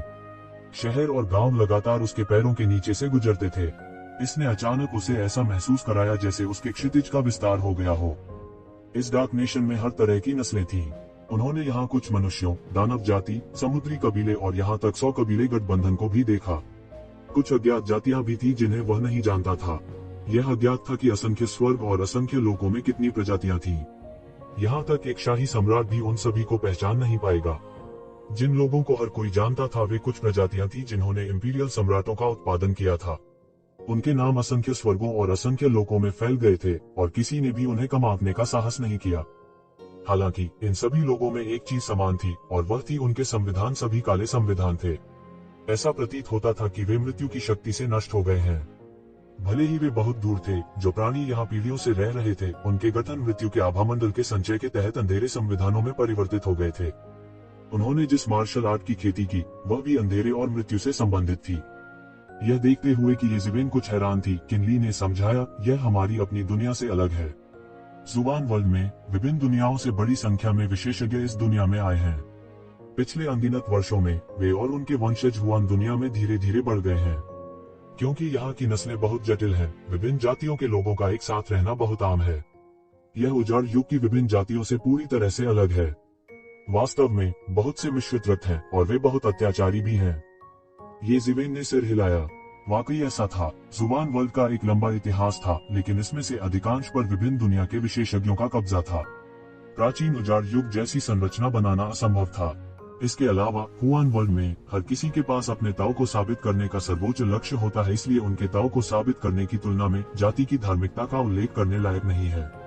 किनली ने कहा, तथाकथित दौड़ जीवन को जारी रखने का एक और तरीका है। यदि कोई अनंत जीवन प्राप्त कर सकता है तो जाति की परवाह कौन करेगा। हालांकि हर कोई ऐसा नहीं है, लेकिन जुबान वर्ल्ड में माहौल ऐसा है। यह हमसे बिल्कुल अलग है। उद्धरण चिन्ह। क्या मैं पूछ सकता हूँ, जुबान की दुनिया में कौन सी शक्तिशाली ताकतें हैं? क्या हेवन वेस्टलैंड पैलेस को शक्तिशाली माना जाता है? येज़ेबेल ने पूछा। स्वर्ग बंजर भूमि पैलेस, क्या गलत है? क्या आपने स्वर्ग बंजर भूमि पैलेस को अपमानित किया? यह अच्छा नहीं है। हेवन वेस्टलैंड पैलेस के वे लोग पागलों का एक समूह है जो अपने दाव को साबित करने के लिए कुछ भी कर सकते हैं। किनली ने ब्रूभन के साथ कहा, स्वर्ग बंजर भूमि पैलेस हुआन दुनिया के कुछ अधिपतियों में से एक है। यह प्राचीन उजाड़ युग की कुछ महान जातियों की तरह ही बहुत प्रभावशाली है। यदि आप वास्तव में हेवन वेस्टलैंड पैलेस को नाराज करते हैं तो मुझे डर है कि चीजों को सुलझाना इतना आसान नहीं होगा। ये शिवेन यह सुनकर बुरी तरह मुस्कुराए बिना नहीं रह सकी। उसने न केवल स्वर्ग बंजर भूमि महल प्राप्त किया, उसने बस स्वर्ग बंजर भूमि महल के शिष्यों का वध कर दिया। ऐसा कहा जाता है कि जुबान दुनिया में हुआन क्षेत्र के विशेषज्ञ कुत्तों की तरह असंख्य हैं। उस मामले में हेवन वेस्टलैंड पैलेस की ताकत वास्तव में भयानक है। ये जिवेन ने कहा, जुबान रियलम के विशेषज्ञ कुत्तों की तरह असंख्य है। यह कैसे संभव है? किनली ने मुस्कुराते हुए अपना सिर हिलाया और कहा, यह सिर्फ एक अफवाह है। क्या उन्हें लगता है कि जुबान रियलम के विशेषज्ञ कैबेज हैं जो सड़क के किनारे पाए जा सकते हैं? बेकार की लहरों के बाद लहरें। हालांकि यह कहा जा सकता है कि जुबान क्षेत्र के कई विशेषज्ञ जुबान दुनिया में आएंगे। जुबान दायरे के विशेषज्ञ इतने बेकार नहीं है। जुबान वर्ल्ड के लिए 10 लाख में केवल एक ही है। हालांकि यह अन्य दुनियाओं की तुलना में बहुत अधिक है, यह अतिशयोक्तिपूर्ण सीमा तक नहीं है। जुबान क्षेत्र के विशेषज्ञ अभी भी जुबान दुनिया के विशेषज्ञों में विशेषज्ञ हैं। साधारण लोग अपने जीवन काल में एक भी नहीं देख सकते हैं। उद्धरण चिन्ह। हालांकि हेवन वेस्टलैंड पैलेस की ताकत वास्तव में एक वास्तविकता है। इसके अलावा हेवन वेस्टलैंड पैलेस अनगिनत वर्षों से जुबान वर्ल्ड में निहित है। वे बिना किसी भेदभाव के पढ़ाते हैं और स्वर्ग बंजर भूमि महल में सभी जातियों के विशेषज्ञों को स्वीकार करते हैं। उनकी ताकत स्वाभाविक रूप से अतुलनीय रूप से अत्याचारी है। यह हमारे मार्शल संप्रदाय से अलग है। यदि कुछ भी अप्रत्याशित नहीं होता है तो हमारा मार्शल संप्रदाय केवल मानव जाति के लोगों को ही स्वीकार करेगा। इस पहलू में हम वास्तव में स्वर्ग बंजर भूमि महल के लिए अतुलनीय है। किनली ने कहा, हालांकि यदि आप वास्तव में स्वर्ग बंजर भूमि महल का अपमान करते हैं तो डरो मत। अगर भाई ये हमारे मार्शल संप्रदाय में शामिल होने का इरादा रखते हैं तो स्वर्ग बंजर भूमि पैलेस भी आपका कुछ नहीं बिगाड़ पाएगा। जुबान की दुनिया में हेवन वेस्टलैंड पैलेस थोड़ा अत्याचारी है। नींव के मामले में इसकी तुलना हमारे मार्शल संप्रदाय से कैसे की जा सकती है? किनली के चेहरे पर अतुलनीय रूप से गर्व का भाव प्रकट हुआ। हुआन दुनिया में मार्शल संप्रदाय एक प्रसिद्ध सुनहरा साइन बोर्ड था। मार्शल संप्रदाय के शिष्य जहां भी जाते लोग उन्हें कुछ न कुछ मुंह दिखा देते। उसने ये शिवेन को देखा। हालांकि वह जानता था कि बहुत उम्मीद नहीं थी, फिर भी वह ये जिवेन को मार्शल संप्रदाय में बांधना चाहता था। यदि कोई संप्रदाय विकसित होना चाहता है तो नींव और इतिहास एक चीज थी। हालांकि सबसे महत्वपूर्ण बात यह थी कि प्रतिभाओं का एक स्थिर प्रवाह हो। बिना किसी संदेह के ये जिवेन एक शीर्ष प्रतिभा थी। ठीक है, इस समय मेरे पास ऐसा विचार नहीं है। इसके अलावा अगर मैं मुसीबत में पड़ गया तो मैं आपके मार्शल संप्रदाय में छिप जाऊंगा। अगर ऐसा है तो मुझे डर है कि आपका मार्शल संप्रदाय मुसीबत में फंस जाएगा। भविष्य, ये जिवेन ने हंसते हुए कहा और चतुराई से किनली के निमंत्रण को अस्वीकार कर दिया। किनली ने अपना मुंह खोला और कहना चाहा, क्या आपको लगता है कि कोई भी आपको आमंत्रित करने के लिए हमारे मार्शल संप्रदाय को खुद को नीचा दिखा सकता है? उनके मार्शल संप्रदाय का स्वर्ग क्षेत्र में प्रसिद्धि का एक लंबा इतिहास था। यहाँ तक दूसरी दुनिया के लोग भी उनसे सीखने आते थे। अगर ये शिवन के पास ऐसा करने की ताकत नहीं होती तो वो उसे आमंत्रित करने के बारे में भी नहीं सोचते। हालांकि ये जीवेन ने किनलाई को अस्वीकार कर दिया था। किनलाई ने कुछ नहीं कहा और ये जीवेन को जुबान की दुनिया के बारे में कुछ बातें समझाते रहे। इसने ये जिवेन को वर्तमान जुबान की दुनिया की सहज समझ रखने की अनुमति दी। हेवन वेस्टलैंड पैलेस वास्तव में एक विशाल आकृति थी। उनकी सेना जुबान दुनिया भर में गहराई से जड़ें जमा चुकी थी और उनकी सेनाएं और भी जटिल थीं। हालांकि वे विरोधियों के बिना नहीं थे, ये जिवेन के लिए वे अभी भी एक राक्षस थे जिससे निपटना मुश्किल था। जैसा कि दोनों ने बात की, डार्क नेशन की राजधानी में पहुंचने में उन्हें ज्यादा समय नहीं लगा। यह अत्यंत विशाल नगर था। ये जिवेन ने चारों ओर देखा और डर गया कि इस शहर में रहने वाले जीवों की संख्या पहले ही 100 मिलियन से अधिक हो चुकी है। कहने के बजाय यह एक शहर था, वास्तव में यह पहले से ही एक कॉम्पैक्ट देश था। यह एक देश के भीतर एक देश था। ऐसा शहर बनाना आम लोगों के लिए असंभव था। केवल योद्धाओं के देश में ही शहर का ऐसा पैमाना बनाना संभव हो सकता है। दोनों शहर के फाटक के सामने उतरे। इस समय वहां पहले से ही कोई बहुत समय से प्रतीक्षा कर रहा था। श्री किन, हमारे रॉयल हाइनेस लंबे समय से इंतजार कर रहे हैं। राजकुमार की हवेली के नौकर ने आगे आकर प्रणाम किया। मिस्टर किन, हिज हाइनेस लंबे समय से आपका इंतजार कर रहे हैं। राजकुमार की हवेली के नौकर ने आगे बढ़कर सलाम किया। ये शिवेन ने नौकर पर नजर डाली। हालांकि वह सिर्फ एक नौकर था, लेकिन उसके पास एक गरिमापूर्ण उपस्थिति और एक असाधारण उपस्थिति थी। ये जिवेन बता सकते हैं कि डार्क नेशन किसी भी अन्य राष्ट्र की तुलना में बहुत अधिक अत्याचारी था जिसे ये जिवेन जानते थे।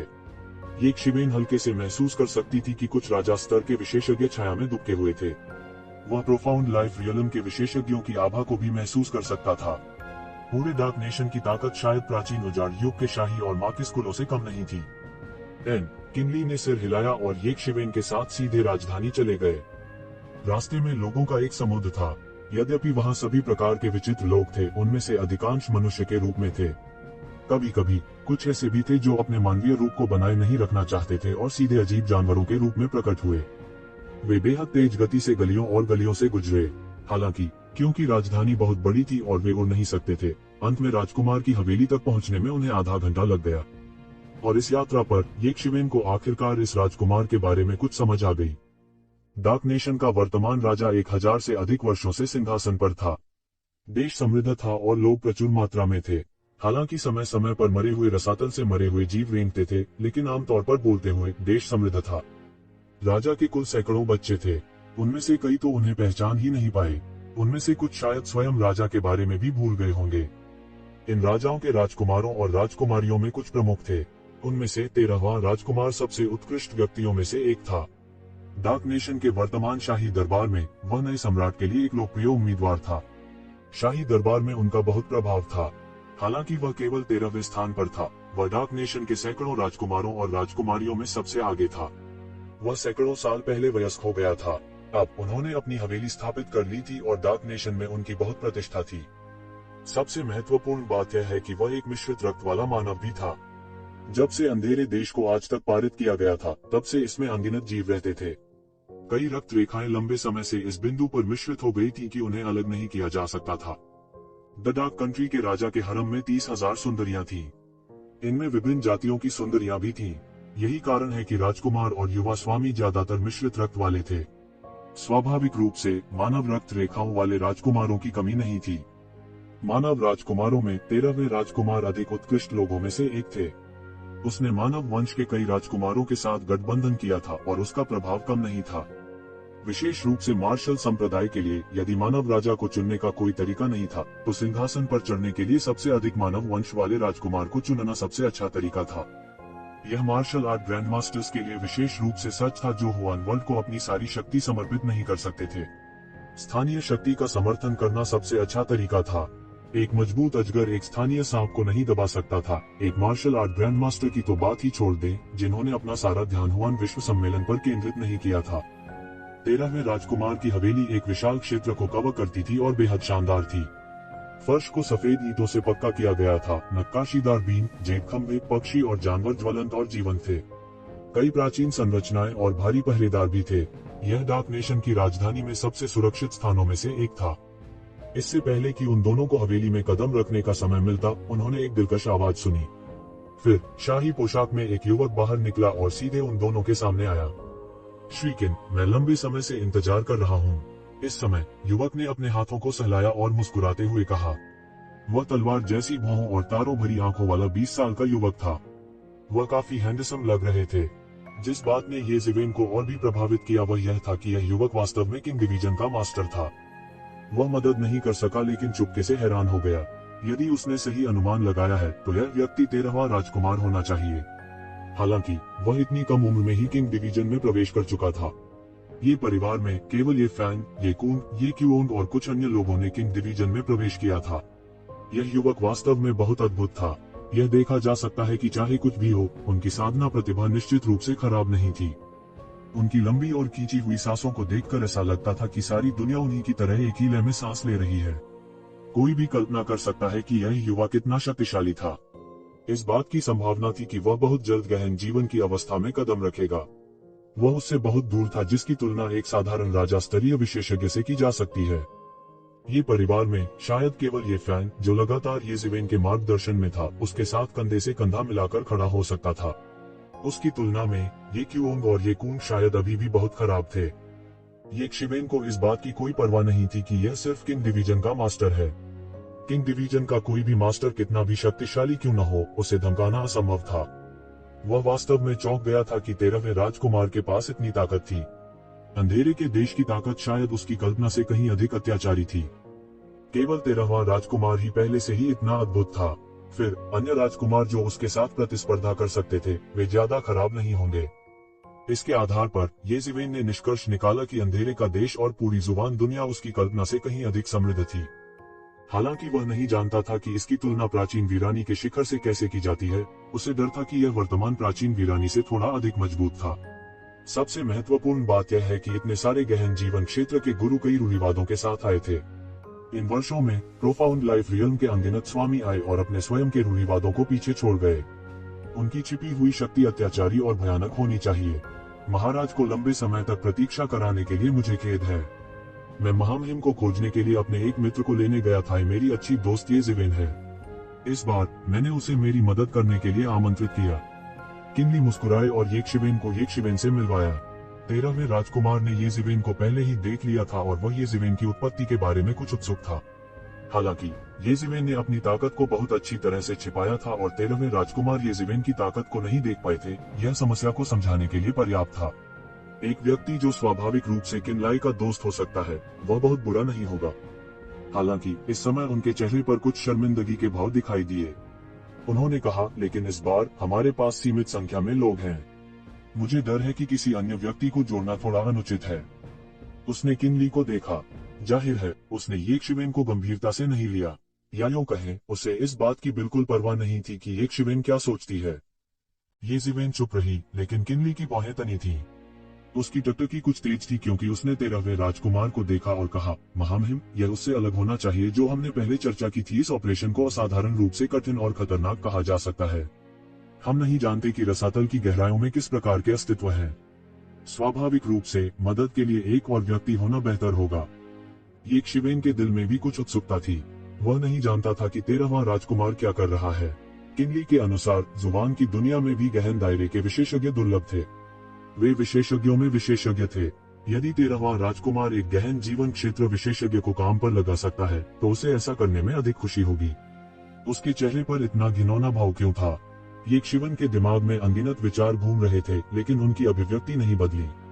जैसे ही वह थोड़ा हैरान हुआ, उसने महल से एक गहरी आवाज सुनी, किनली, कुछ ऐसा है जो तुम नहीं जानती हो। ईश्वरीय मिलन की सहायता से महामहिम को स्वाभाविक रूप से जनशक्ति की कमी नहीं होगी। लोगों की वर्तमान संख्या पहले ही तय कर दी गई है। मुझे डर है कि एक और व्यक्ति जोड़ना बेकार हो जाएगा। इस गहरी और गुंजायमान आवाज के साथ राजकुमार की हवेली से एक मजबूत आकृति निकली। येज़िवेन ने अपनी आंखें इस आदमी पर टिका दी और देखा कि वह लगभग 30 साल का था। वह एक मजबूत पोशाक पहने हुए था और बाघ की तरह चल रहा था। वह सीटी की आवाज के साथ सबके सामने पहुंचा। हालांकि यह व्यक्ति आम लोगों से अलग था। उसकी पीठ के पीछे नग्न पंखों का एक जोड़ा था जिसमें केवल हड्डियां बची थीं। इससे पता चला कि वह मानव जाति से नहीं था। जब उसने दो शब्द डिवाइन यूनियन सुने, किनली की अभिव्यक्ति बदल गई और उसकी आंखों में एक भयावह हत्या का इरादा चमक गया। गूही, मार्शल संप्रदाय के मामलों में हस्तक्षेप करने की तुम्हारी हिम्मत कैसे हुई? क्या तुम जीने से थक गए हो? किनली ने ठंडेपन से कहा। उनके हाव भाव अचानक बदल गए और उनका आभामंडल पहाड़ की तरह टूटकर बिखर गया। यह स्पष्ट था कि वह इस आदमी के प्रति मित्रवत नहीं था। इस समय 13वें राजकुमार की अभिव्यक्ति थोड़ी अजीब हो गई। हालांकि वह तुरंत थोड़ा क्रोधित हो गया। किनली ने मौके पर ही स्थिति को खराब कर दिया था और उसका कोई चेहरा देने का कोई इरादा नहीं था। आखिर वह एक देश का राजकुमार था, इसलिए वह इस बात से नाराज हुए बिना नहीं रह सका कि उसे इस तरह नजरअंदाज किया जा रहा है। उसने किनली की पृष्ठभूमि के बारे में सोचा, लेकिन फिर उसने ईश्वरीय मिलन के बारे में सोचा और तुरंत अपना आत्मविश्वास वापस पा लिया।